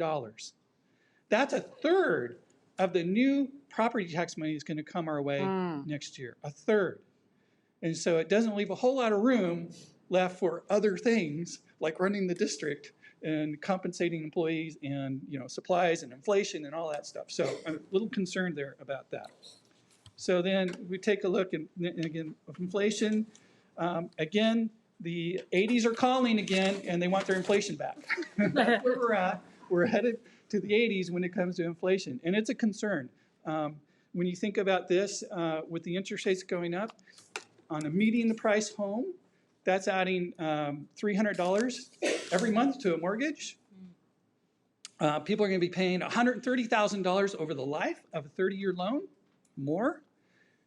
When we rely on property taxes, I don't want to say, you know, what that's going to mean, but we have to know that that indicator is flashing at us, and we need to be prudent about the out years as we move forward.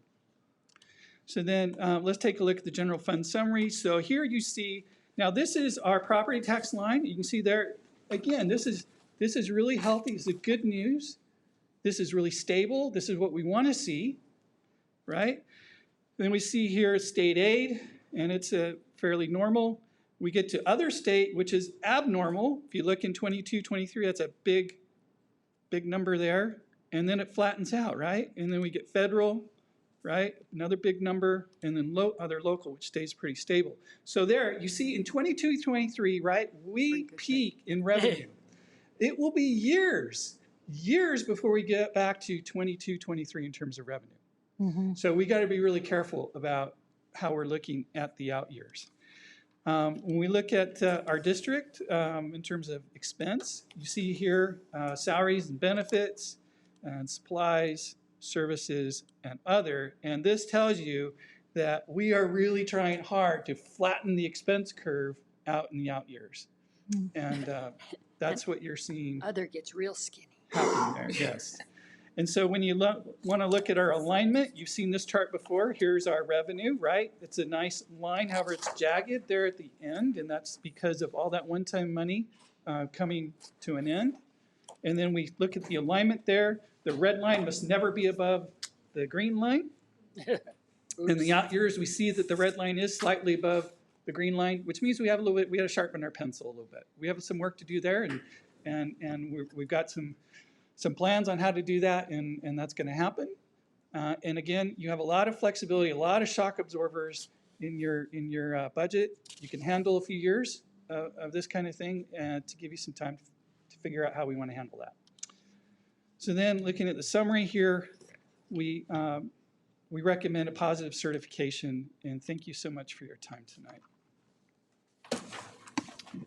Any questions? I've got a few. Go ahead. Okay, all right, I get to go first. All my questions got answered over the weekend. The special ed base rate increase 88, is that based on what year? Because I know that some of the things he's been playing funny with the 88 year. Yeah, I believe it's 21-22 P2 88. Oh, okay, so it's not held back to 2019 or as they were talking initially. Thank you. The deferred maintenance, that $5 million is something we get? It's not just sort of a allocation that we might get a portion of? No, that's what we will get. That's my personal estimate. That's awesome. That's great. That's great news.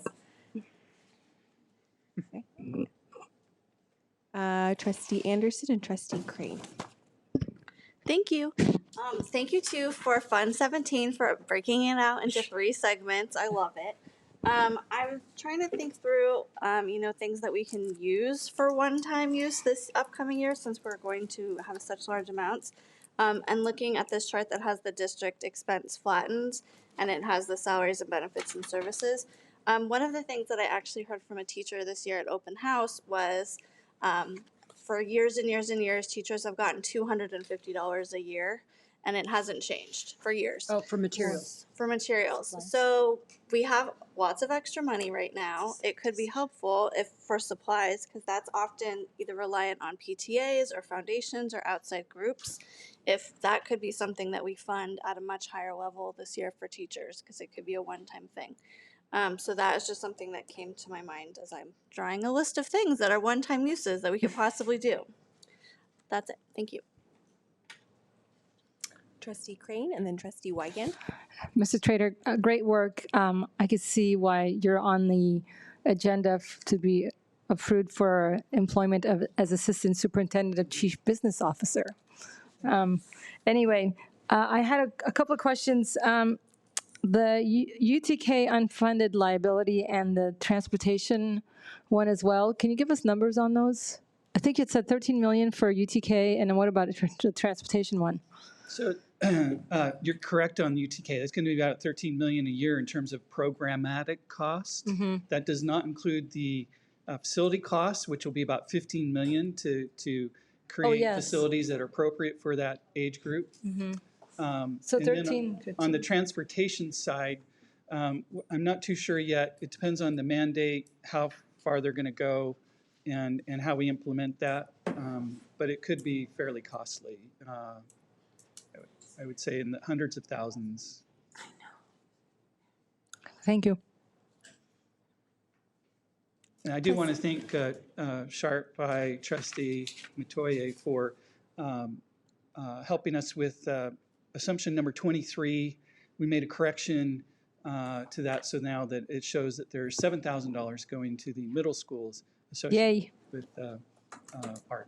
Thank you very much. That was, I submitted my questions over the weekend because I sat with the budget book. And thank you for your quick responses. And thank you both for making that happen. That's important. Yes, much appreciated. Trustee Wigand. I had just a quick question on that discretionary or the deferred maintenance. Is that $5 million annually or just this year? Just the next year, 22, 22, 23. One time. One-time fund. Okay. And then in our financials here, is it on the projections, does the non-funded UTK, is that associated to this? So if I even look at like my pension rates climbing to be, what did you say, 12% of our budget or something? Yeah. 11.8. Almost, this yeah, year. 11 something. Yeah. Does that also include the fact that added into UTK not being funded? Yeah. Yeah. Okay. UTK is included in that budget that you're looking at. Okay. So we've included our estimates for what we expect in terms of who's going to show up for UTK. Got it. Okay. Thank you. Trustee Matoye. How exciting to get deferred maintenance money from anybody else. But we in our budget have a budget of deferred maintenance because it's mandated from back in the Measure A and F funds, so that this is like bonus deferred, like we can maybe paint more than 3 schools this summer. Of course, then we'd have to get more painters and make sure more schools were ready to be painted. But still, we can definitely use that money. That is very exciting. I just want to make sure the public knows that we budget ourselves for deferred maintenance, and we're doing a great job with it. Yeah, you are honoring your commitment to the community to spend 4% of your budget on deferred maintenance. Right. And you're also overfunding, Vanessa was very modest, you're overfunding the supplemental grant also. Because we do what's right for kids. That's right.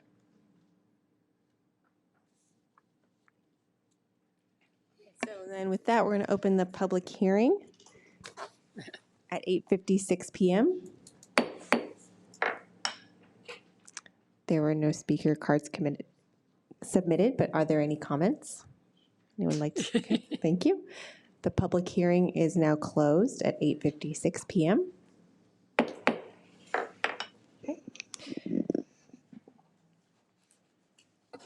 Right, now we move to SELPA Local Plan Services Plan and SELPA Annual Budget Plan for the 2022-2023 school year. Dr. Jocham. Great, thank you. This is an annual requirement under the Education Code that each SELPA put forward an annual service and budget plan that indicates the different services available in a snapshot in time at any one of our schools, and also kind of have an approximation of some of how the budget is used. And Juliana Salvo, our special education director and SELPA director, met with members of our community advisory committee. I know that 2 of our trustees, Matoya and Crane, are also on that committee, and they met with folks from budget as well to go over that. This is the public hearing, and then you'll do the final adoption of this services and budget plan at the next board meeting, but there have been no substantial changes. We had to do a big, last year was the big year where we wrote the entire SELPA plan. And so this year there's really no changes other than, any tweaks to services that we are providing or any changes to the budget. So thank you. Okay. Did anyone on the board have any comments before I move to public hearing? All right, so then I'm going to open the public hearing at 8:58 p.m. There were no speaker cards submitted for comments. Any comments? The public hearing is now closed at 8:58 p.m. Okay. Now we move to discussion action calendar and approve the program plan for expanded learning opportunities. Do we have any reports? We do. We, Okay. as Kathleen Leary, our Director of Early Childhood Education After School Program approaches, I think it's a fitting night with all the celebration going on to have before you our Expanded Learning Opportunity Program grant. Celebrating that we are finally able to put the plan in front of you for approval, but also really celebrating a true collaboration in creating this plan. Kathleen did an exceptional job really getting meaningful input from all the constituents in several different ways, and she'll share that with you, along with the fact that we were able to work with the California Department of Ed Expanded Learning Program group with OCDE as well. We met with them 3 separate times. They came down and provided us, really time and space to think through how to best create these learning opportunities for children. And Kathleen then took that along with all of the input from teachers, kids, parents, all staff to put this plan in front of you. The other part about this plan is it will evolve. Kathleen has also put in input groups as we go through this plan to meet with several times a year to get feedback in ways that we can continue to make these opportunities more meaningful for kids and expand them. So with that, I'd like to turn it over to Kathleen. Good evening. I'm very excited to present to you our Expanded Learning Opportunities Program Plan. As John mentioned, it is a culminating presentation of all the work that has been going on with all of our groups for the last several months, starting with Dr. Smith, CDE, and a lot of other community input that I'll go into.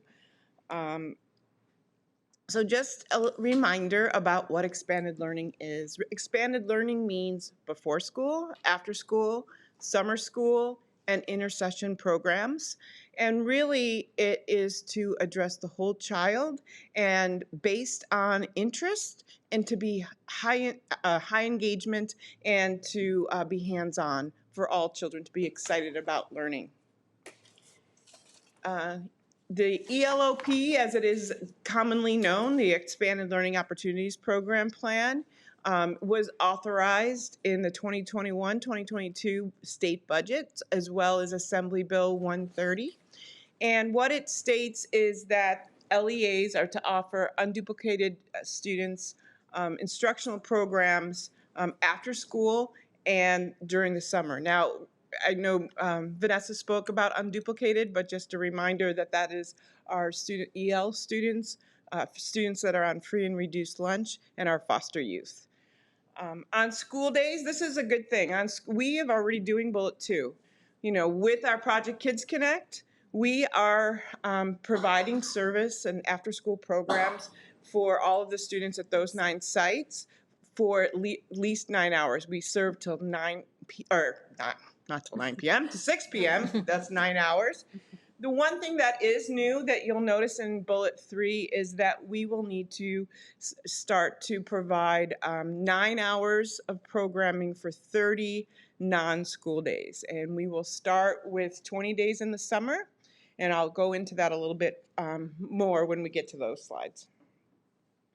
And just a reminder, our initial budget that we have and initial monies that we get is from the After School Education and Safety Grant that we have been getting funding for about 20 years. And what the guidance from the CDE is really to use the money from the ACES along with the ELOP for one comprehensive program. So the umbrella will be our Project Kids Connect after school programs, and students aren't going to know if they're funded through ACES or funded through ELOP. What happens is the ACES money really limits the amount of students that we are allowed to serve, and the ELOP will increase access to more students. So at the end of last year, a lot of us were revisiting our vision. During the pandemic, with our after-school program, our staff worked and they did not see students in person, but they did online tutoring after school for them. And we did a review and a revisit of what our mission statement and our vision statement, because we learned a lot through the pandemic. And one of the things that we really agreed upon is that we wanted to develop a program where every student is seen, every student matters, and every student is valued. And that is really what our basis is for when we're developing our program. And when we're developing our program, these were some of the key components. The top three, the academic support, the engagement and enrichment, and physical health, are all requirements within the ACES grant. But through the pandemic, we really wanted to focus, or refocus, I should say, on social emotional.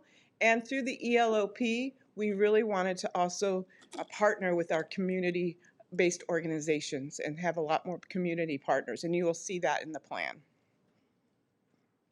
So as John mentioned, we had lots and lots of input for our plan.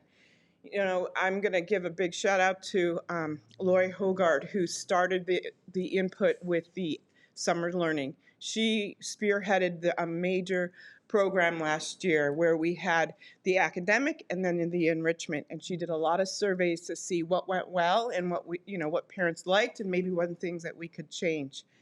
What we did starting in January is that myself and our TOSA, Leanne Griffin, we went out and we met with every student in Project Kids Connect in student forums to see and get their input.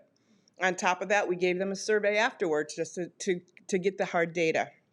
We sent out parent surveys for our Project Kids Connect parents. I did an elementary principal forum, especially for those principals that have Project Kids Connect on their site. We wanted to get their input. And then last but not least, we wanted the input from our staff, both our lead IAs that we have, as well as our Project Kids Connect IAs, and we did that in March. We take advantage of the parent-teacher conference days, and there's no kids on the Wednesday, and we do staff trainings, or in March, what we did was we did a big input session on what they would like to see, what their vision. We had them create vision boards.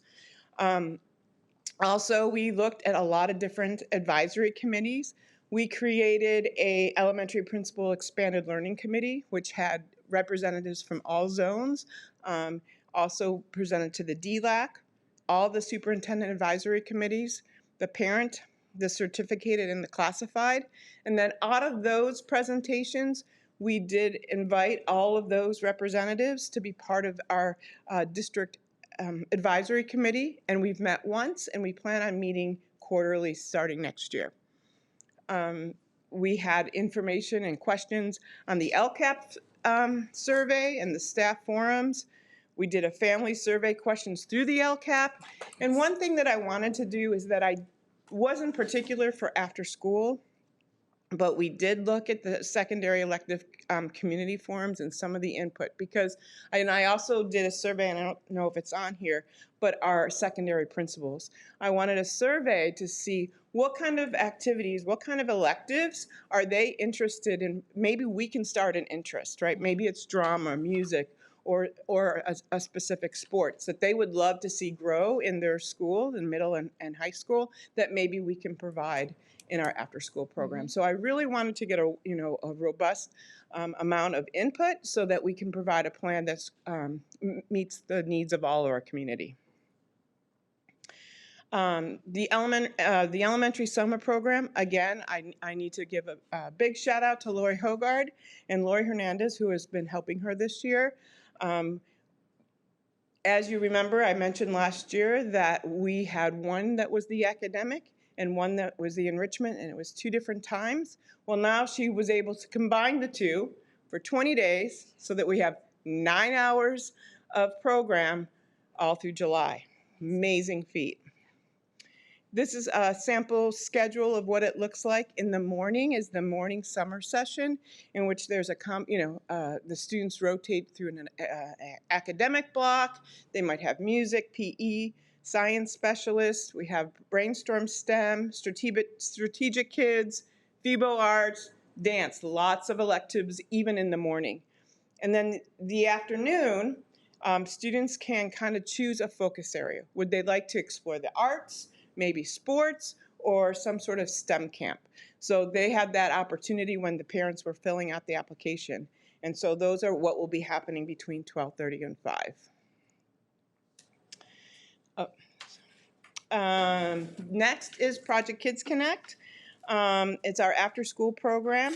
And what I'd like to point out is that this is projected enrollment. We really would like to build upon the services that we are providing at our 9 sites, enhance them, as well as possibly expand.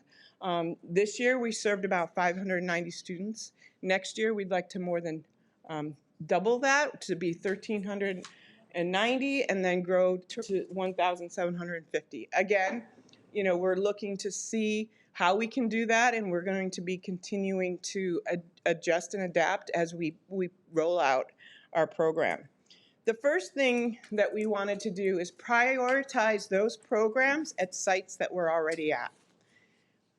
If you see in layer 1, it's I see it as a layering system. Layer 1 is the program that we have right now, and we serve students in grades 1 through 6. Starting next year, we're expanding and going to be serving students in TK through 6, and we are going to be partnering with some of our community-based organizations like the YMCA, Boys and Girls Club, Strategic Kids, to provide additional enrichment. So that's going to be another layer.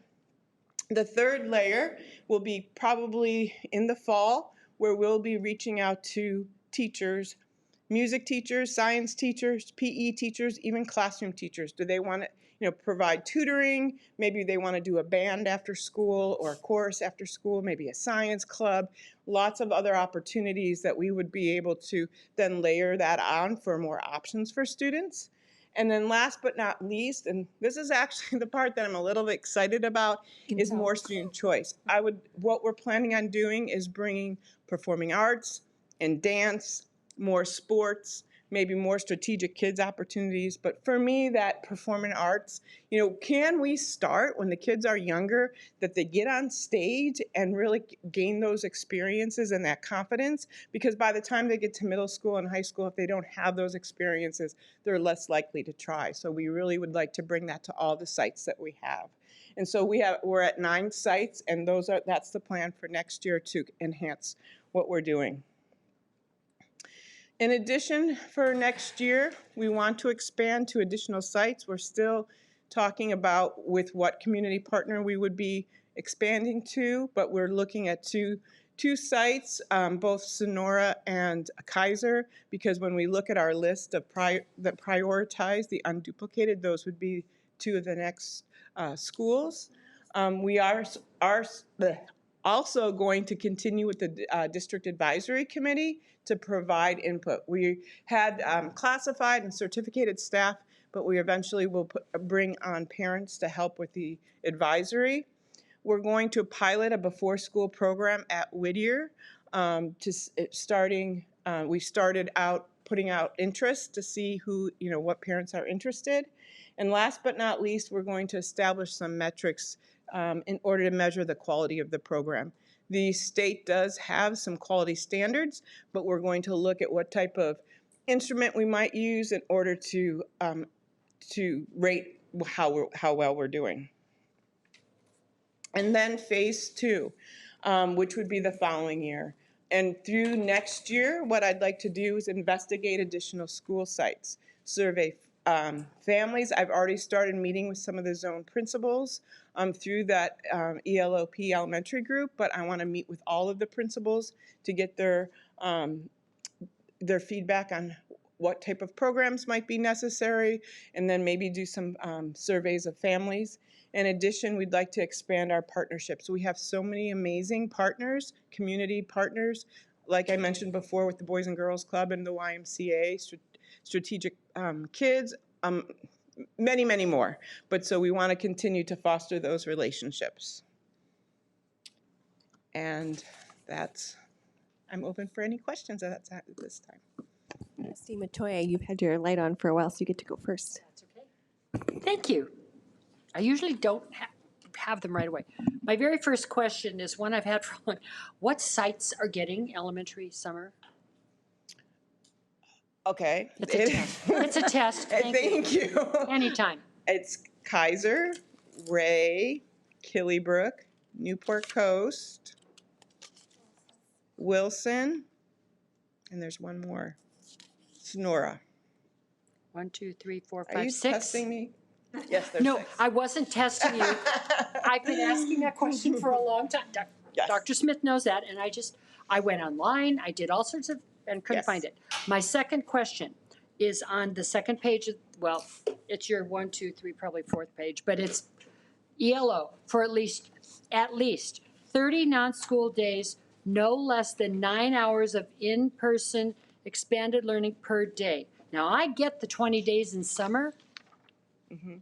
Where are we coming up with 10 more days of 9 hours a day? So what we're looking, and this is one of the things that we're going to continue to start to plan, is in June. So we get out early June that we would continue to. Counts as like, yes. like this year and next year. Correct. Okay.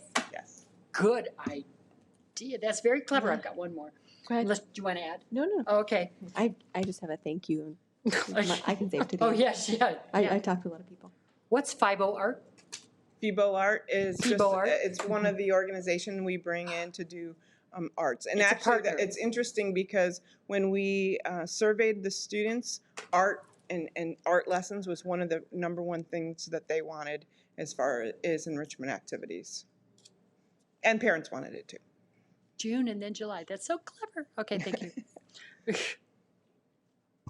Trustee Anderson, and Thank then you. Trustee Yelsey.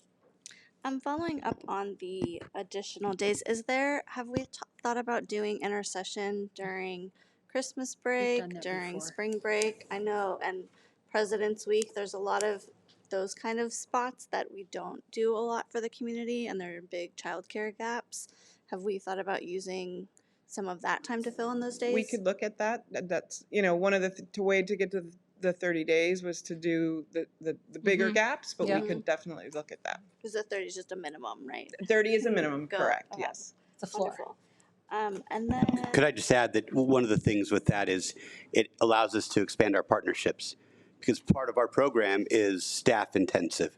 And so in intercession, they're often gone, as opposed to summer intercession where some plan on being here. So that provides us an opportunity to take one of those next steps, which is expanding opportunities to provide that when our folks are off on whatever they're doing. yes, I know we have some community partners that have wanted to do like a soccer camp during President's Week, so that would be great. I was wondering too, I know as you were mentioning, there are a lot of different community partners and they all came at different times and for different reasons.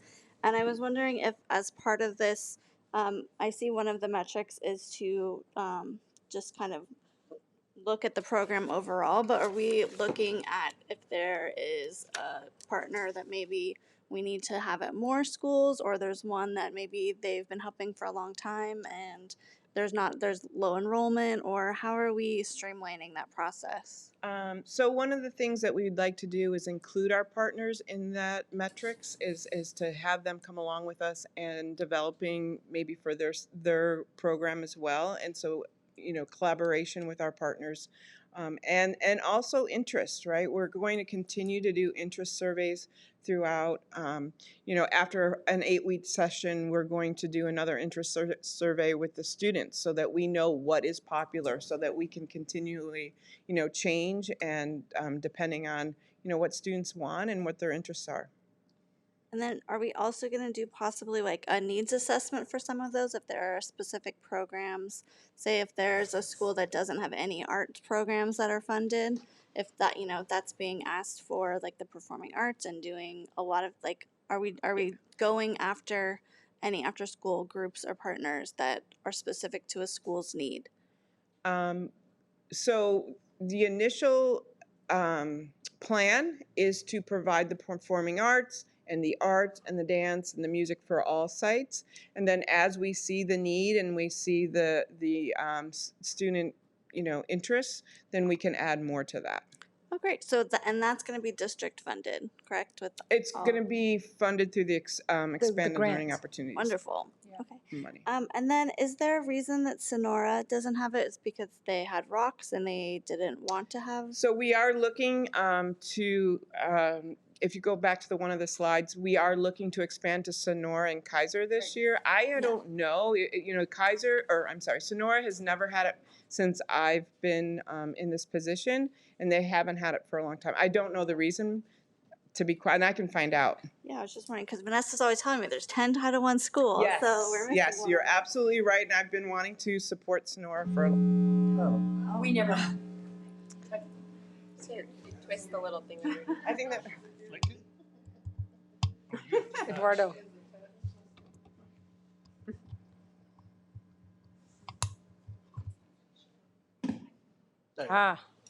And then I know that we just hired a coordinator to help with some of this, and I was wondering if they would be able to help. I know I was at Pomona's promotion, and they're doing band in the morning. They're going to do math things in the morning, like with some of the teachers are going to come in early.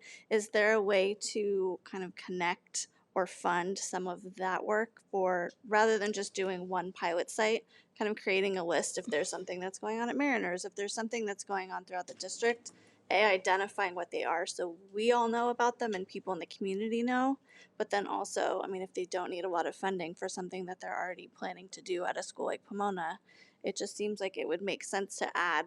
Correct. And I am working with Cindy over at Pomona to complement one of some of the things that she is doing, along with Jennifer at Wilson, because I know they have some plans. So we have talks about how we can complement her, what their programs are. Wonderful. Thank you.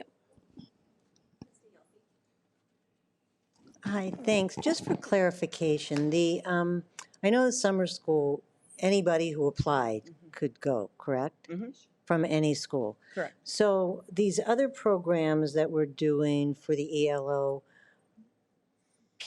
and additional expansion, is that for every school?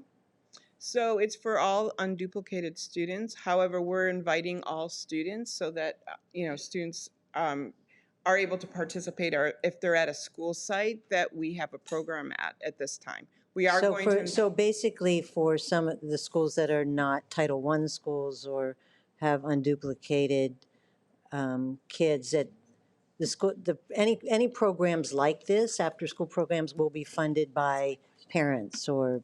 And we're going to look at how we can support those school sites in Newport Beach and some of the schools that aren't Title I to provide after school programs. We want to assess what the need is. What can we do under the auspices of the grant money? So you'll be talking to them as well? Yes, we definitely are. That's going to be part of it, is looking at what we can do to support, because there's unduplicated students in all of our schools. Correct. Yeah, we're definitely looking. Trustee Crean?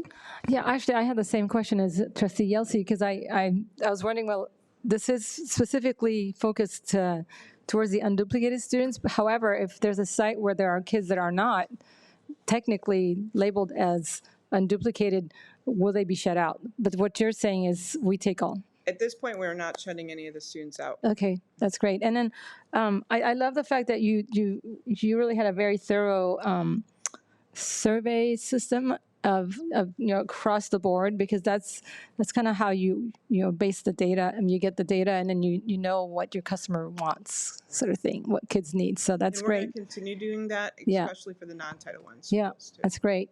And so, is there any long-term plan, maybe even coming down from the state, to address middle school kids, unduplicated kids? Is there any rumblings on that? Do you know if that's coming down the pipeline? I don't. I know right now that this particular money is for TK6. Right. But I Okay. don't know. I'm not aware of in the budget with the expanded learning if it goes beyond that. Okay. Thank you. I can find out though. No, yeah, just curious. Thank you very much. Very, very exciting. 2,100 students. That's elementary students. That's a pretty high percentage. If you think about it, that's wonderful. Amazing. Trustee Wigand and then Trustee Anderson. So just kind of piggybacking on what Trustee Yelsey said. So on the non-Title I schools, so next year it's just Title I schools and then expanding the next year then to non-Title I? So we're going to be investigating. Next year, we're looking at Sonora, which is a Title I school, as well as Kaiser, which is not. Right. So we really are looking at our ranking, like not, but the number of unduplicated and the percentages. We're going to kind of work down the list, but we are looking to see what we can provide, and what would that look like? Is it a partnership with an outside organization? I know over at Harborview they have the community center that's right there that has after school, and how can we partner with them? I think that's part of my next steps is to look what's out there and how we can partner with them. So that would be when you saying partnering, figuring out how we can provide some kind of form of money that supplements some of that maybe the students' parents have to pay for. Is that correct? Mm-hmm. Okay, thank you. Before we move on to Minnie, because that's come up quite a bit, I think it's just important to remember that this is a part, while expanded learning is a goal of the boards, the Expanded Learning Opportunity Program, ELOP, is defined by all the state's rules. Okay. TK6, unduplicated counts. Right. And I really want to compliment the staff for coming up with a comprehensive plan like this. This exponentially increases before school and after school opportunities. That being said, we have schools where we don't have high number of unduplicated count. We can always, and this district has always been able to choose to fully fund those similar programs or some portion of. And I think there was a question earlier about the budget that, made Jeff sweat just a little. Remember, we can afford anything, but we can't afford everything. And so that's just a decision that this body is going to have to decide is, where is that going to happen? In the meantime, the group is looking at where are these other opportunities, where might we strategically do that? And then the other thing is, and you may have mentioned this and I just didn't hear it, I only have one good ear, but it's based on community needs and school and community interests. And we know that there are some of our schools where the families don't want them on campus, after school because they have other clubs or whatever. So it really is driven by that as well, doing interest surveys as we continue to expand this program. But just wanted to make sure that we're clear that this funding is not restrictive, but it's intended for certain groups. You as a body, can use other district resources, if you so choose, to do similar things, just to clarify. Trustee Anderson and then Trustee Yelsey. Thank you. I'm kind of following up on what Trustee Wigand was talking about. One of the things that I would love to see as part of this, I know the YMCA has been partnering at Davis and at Mariners, and while they have some unduplicated students, there are other schools that would also benefit. I'm part of a YMCA community advisory and they would love to help at other schools. So, but they've been waiting for us to kind of take the first step. So I would like to see us kind of be more proactive. And then I think it would make sense too with like Kaiser and the Boys and Girls Club is right behind it, and Harborview and the Boys and Girls Club, the Newport one is right there. But I think like for me, I would love to see too with our community alliance, either having breakout rooms that are part of that because it's often the same people. So if we invite some of our partners who have helped in the past or bringing some of those folks to the table because they're not a part of the community alliance often. So it would be great to have them be able to know what the resources are in the community. If there's like the Assistance League and if they can help, we're not bringing everyone together yet. And I think it's a great opportunity as we roll this out. And you'll see contracts next week for the Boys and Girls Club, YMCA, and Strategic Kids. Those are the initial contracts that they will be helping with at the 9 sites, some of the enrichment activities. And we do, we value their partnerships, and we're going to look to see how we can continue to, maybe expand what they do at other sites. Thank you. Trustee Yelsey? Yeah, I completely understand the rationale for this for Title I schools primarily. But I know we have people out there listening, possibly, maybe it's too late now, but they hear these conversations and they say and these are non-Title I schools, they're perfectly willing to use PTA or foundation or whatever they do to support programs.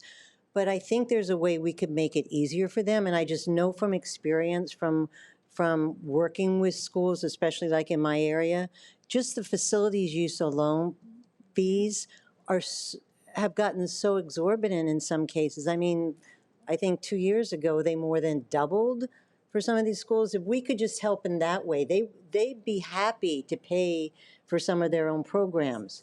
But we make it real difficult for them to do that sometimes. So just something to keep in mind as we look at expanding.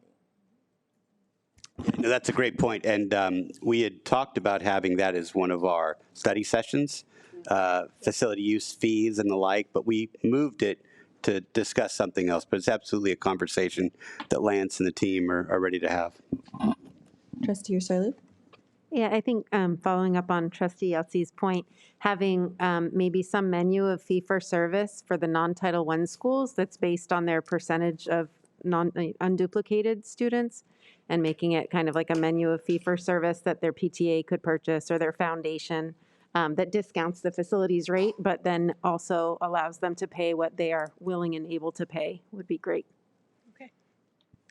I just wanted to say thank you. I got a number of very nice phone calls from parents who were really excited to participate in this summer program at Kaiser. And usually I get complaint calls, so it was nice to get just unsolicited. We love this program. Thank you. I'll pass that on to both Lori's. Trustee Matoye. I would like to move that we approve the program plan for Expanded Learning Opportunities Program. Second. It's been moved by Trustee Matoye, seconded by Trustee Anderson. Roll call vote. Trustee Barto? Yes. Trustee Matoye? Yes. Trustee Crane? Yes. Trustee Anderson? Yes. Trustee Ursulou? Yes. Trustee Wigand? Yes. Trustee Yelsey? Yes. Okay. Moving on to 20B, approve the agreement for employment of Assistant Superintendent Chief Business Official between the Board of Education and the Newport-Mesa Unified School District and Jeffrey S. Trader dated June 14th, 2022. Go ahead. I'd like to make a motion to approve the agreement of employment of the Assistant Superintendent Chief Business Officer between the Board of Education of Newport-Mesa Unified School District and Jeffrey Trader, effective today. Second. I don't remember. We were fighting to see who could say it. Yeah. It's been moved by Trustee Yelsey and seconded by Trustee Crane. Sorry to beat you by a hair. Roll call vote. Trustee Barto? Yes. Trustee Matoye? Yes. Trustee Crane? Yes. Trustee Anderson? Yes. Trustee Ursulou? Yes. Trustee Wigand? Yes. Trustee Yelsey? Yes. Yay. Whoop, whoop. New business cards.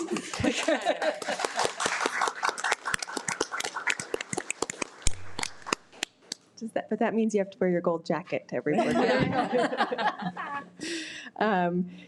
20C, approve the agreement for employment of Assistant Superintendent Achievement, Innovation, and Continuous Improvement between the Board of Education of the Newport-Mesa Unified School District and Socorro Shields dated June 14th, 2022. May I have a motion? I would like to move to approve the agreement for employment of Assistant Superintendent Achievement, Innovation, and Continuous Improvement between the Board of Education of the Newport-Mesa Unified School District and Socorro Shields dated today. Second. It's been moved by Trustee Ursulou, seconded by Trustee Anderson. Roll call vote. I do have a question. Oh, yes. Do you want to have discussion? Yes.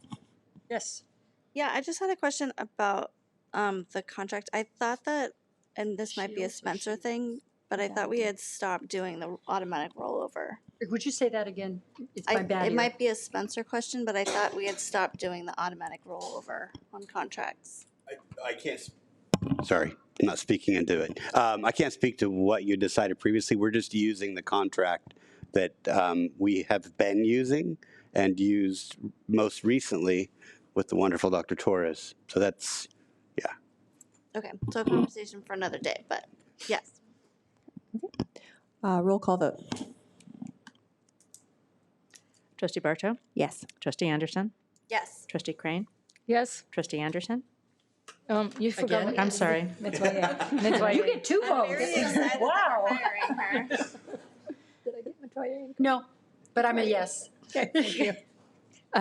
Trustee Arsoilu? Yes. Trustee Wygand? Yes. Trustee Yelsey? Yes. I was gonna say, boy, you get two, I didn't get one. Sorry. All right, resolution adoption calendar 21A. Adopt resolution number 29-06-22, education protection account expenditure determination. Mr. Trader? So Proposition 30 created the education protection account. The district received $3,850,290, and you are certifying tonight that you spent all that money on instructional services, none of that going to administrative. So moved. Second. Roll call vote. Oh, it's been moved by Trustee Crane, seconded by Trustee Metoyer. Roll call vote. Trustee Barto? Yes? Trustee Metoyer? Yes. Trustee Crane? Yes. Trustee Anderson? Yes. Trustee Arsoilu? Yes. Trustee Wygand? Yes. Trustee Yelsey? Yes. 21 informal reports. Superintendent?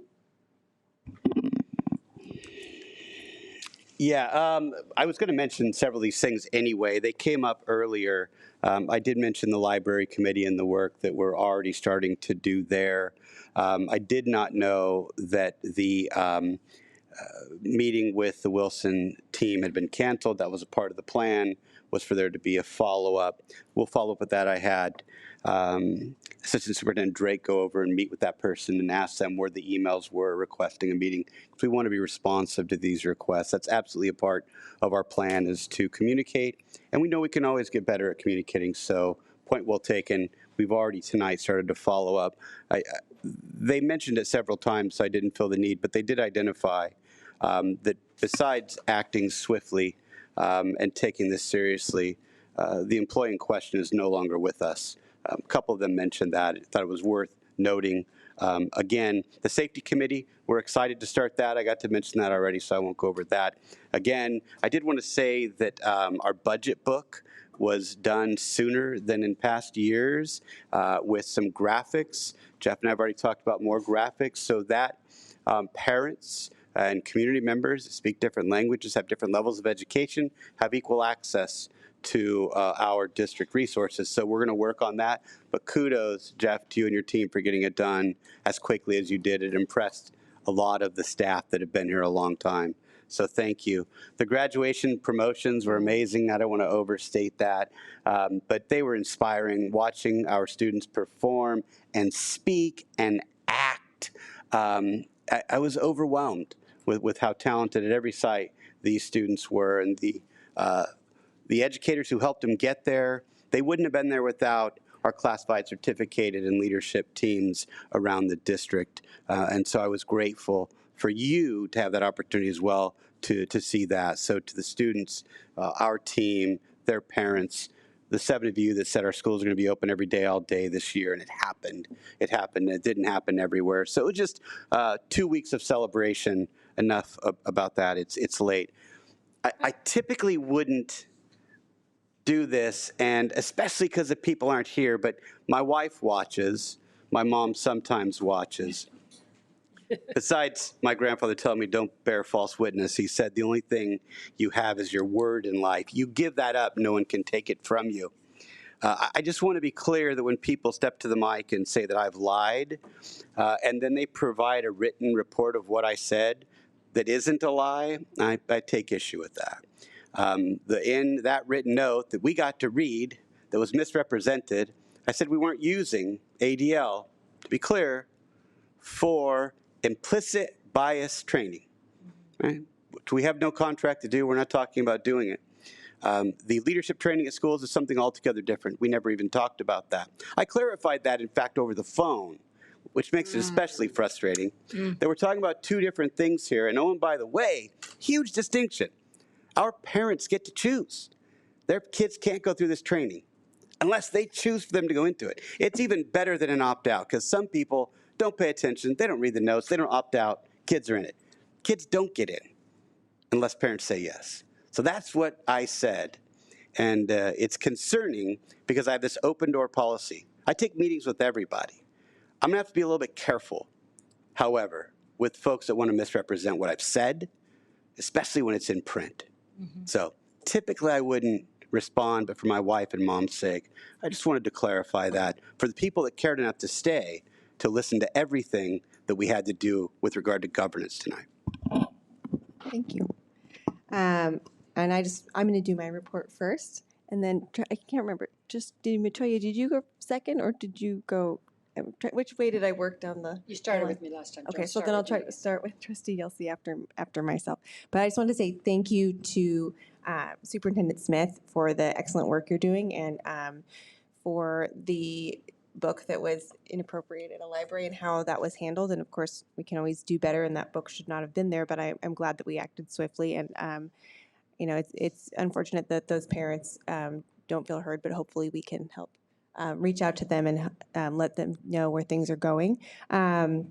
And also regarding the ADL commentary for the peer leadership, it is opt-in. It was something that I had heard from sites that they really wanted. The thing that changed my mind was some information I had from students who'd gone through it recently that I didn't get until right before the meeting, and it gave me some questions that I'd like to have answered before we go forward, namely not regarding any of the content politically one way or the other, so much as the quality related to what we perhaps could do better. So that was, again, inelegantly pulled on my part, but the way that the reason that came up was because I had reached out to students who'd participated in that program previously, and they were nonplussed.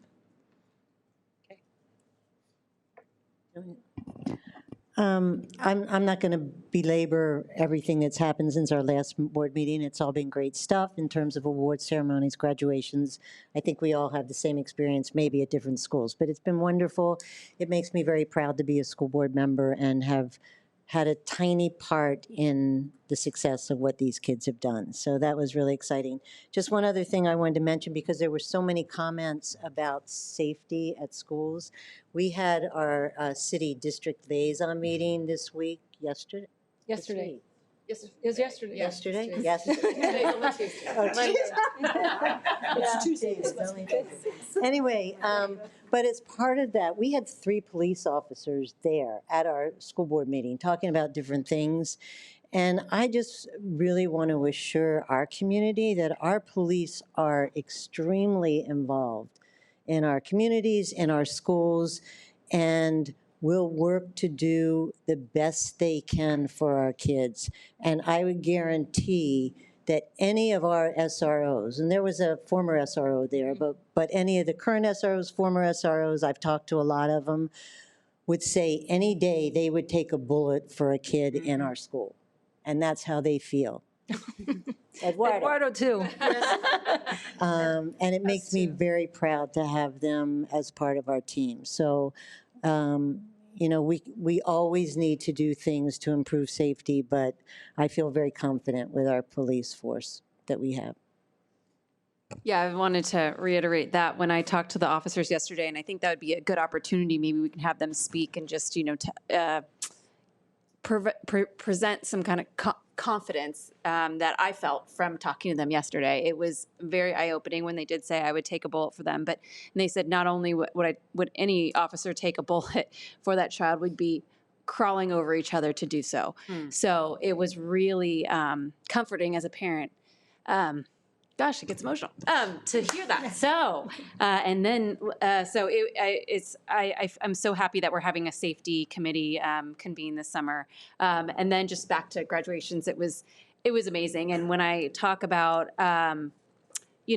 being on the board and what I do as a day job, which isn't as interesting, I always say that being on the board and being with these students is fulfilling. So, yeah, it's been a great end of the year. So thank you. It's honestly past my bedtime, so I leave it to you. Me too. Yes, I went to several promotions and graduations, everyone. But there are two that I wanted to highlight. This was the first year for the sixth graders for the dual immersion programs at College Park and at Whittier. There were 37 students who graduated from the Whittier program, and 36 of them are going on to Ensign to continue the next steps.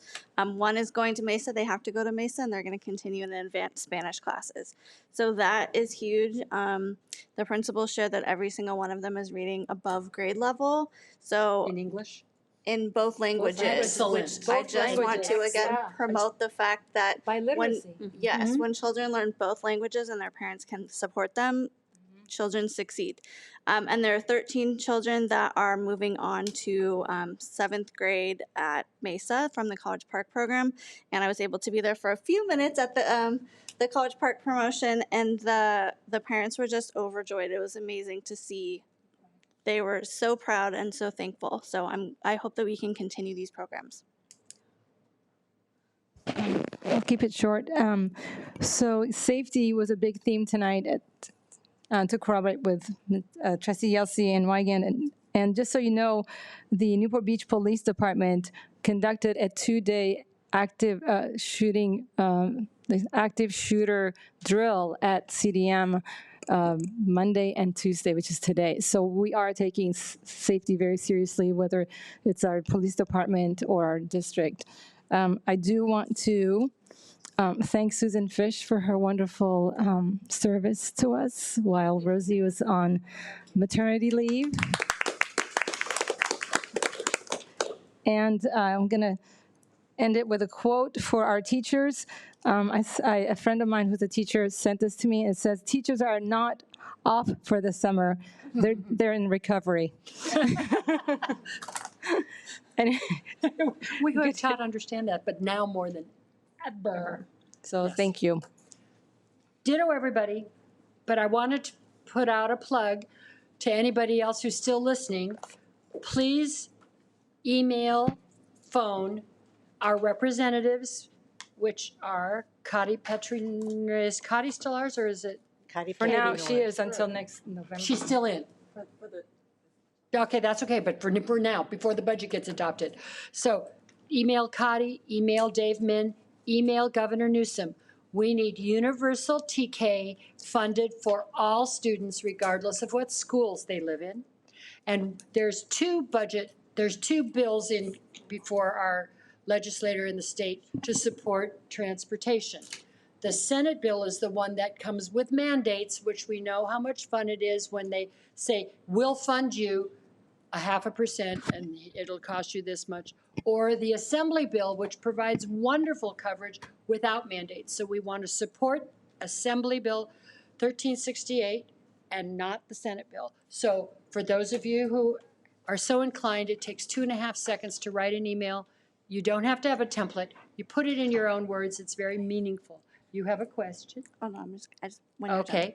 And I passed out the CSBA priorities and legislative things, which is what our California School Boards Association is promoting. And they did a lot of what CSBA wanted, which is to help out our neighbors with their local control funding bases getting raised so that more kids could get more money. But that particular one doesn't help us. So, thank you. And loved graduations, I always do. It's been a long school year. I know it's only been 188 days, but it's been a long 188 days. And most of them were good, and it ends with such joy. I just wanted to say I spoke with a few teachers who are retiring this year, and I just wanted to let NMFT know that we are going to be celebrating the teachers who also retired in the past 2 years during COVID because they were not celebrated in our normal way. So that will be coming soon. But I just wanted to let you know it's coming. Oh, good. Thanks. And I wanted to thank you, Trustee Anderson. I'm sorry, you know I always do this. But I wanted to thank you for going to the dual immersion programs because I loved them and I had serious conflicts and couldn't go. And when you think about the fact that it has taken 7 years from 8 from the idea to the actual fruition of a 7-year program at the school sites, that's pretty spectacular. No, it's really amazing. All right. I'm done for sure. All right, 9:47, that was the cutoff. Thank you. So we're adjourning our meeting at 9:47. Thank you, everyone. I need to get you a hug.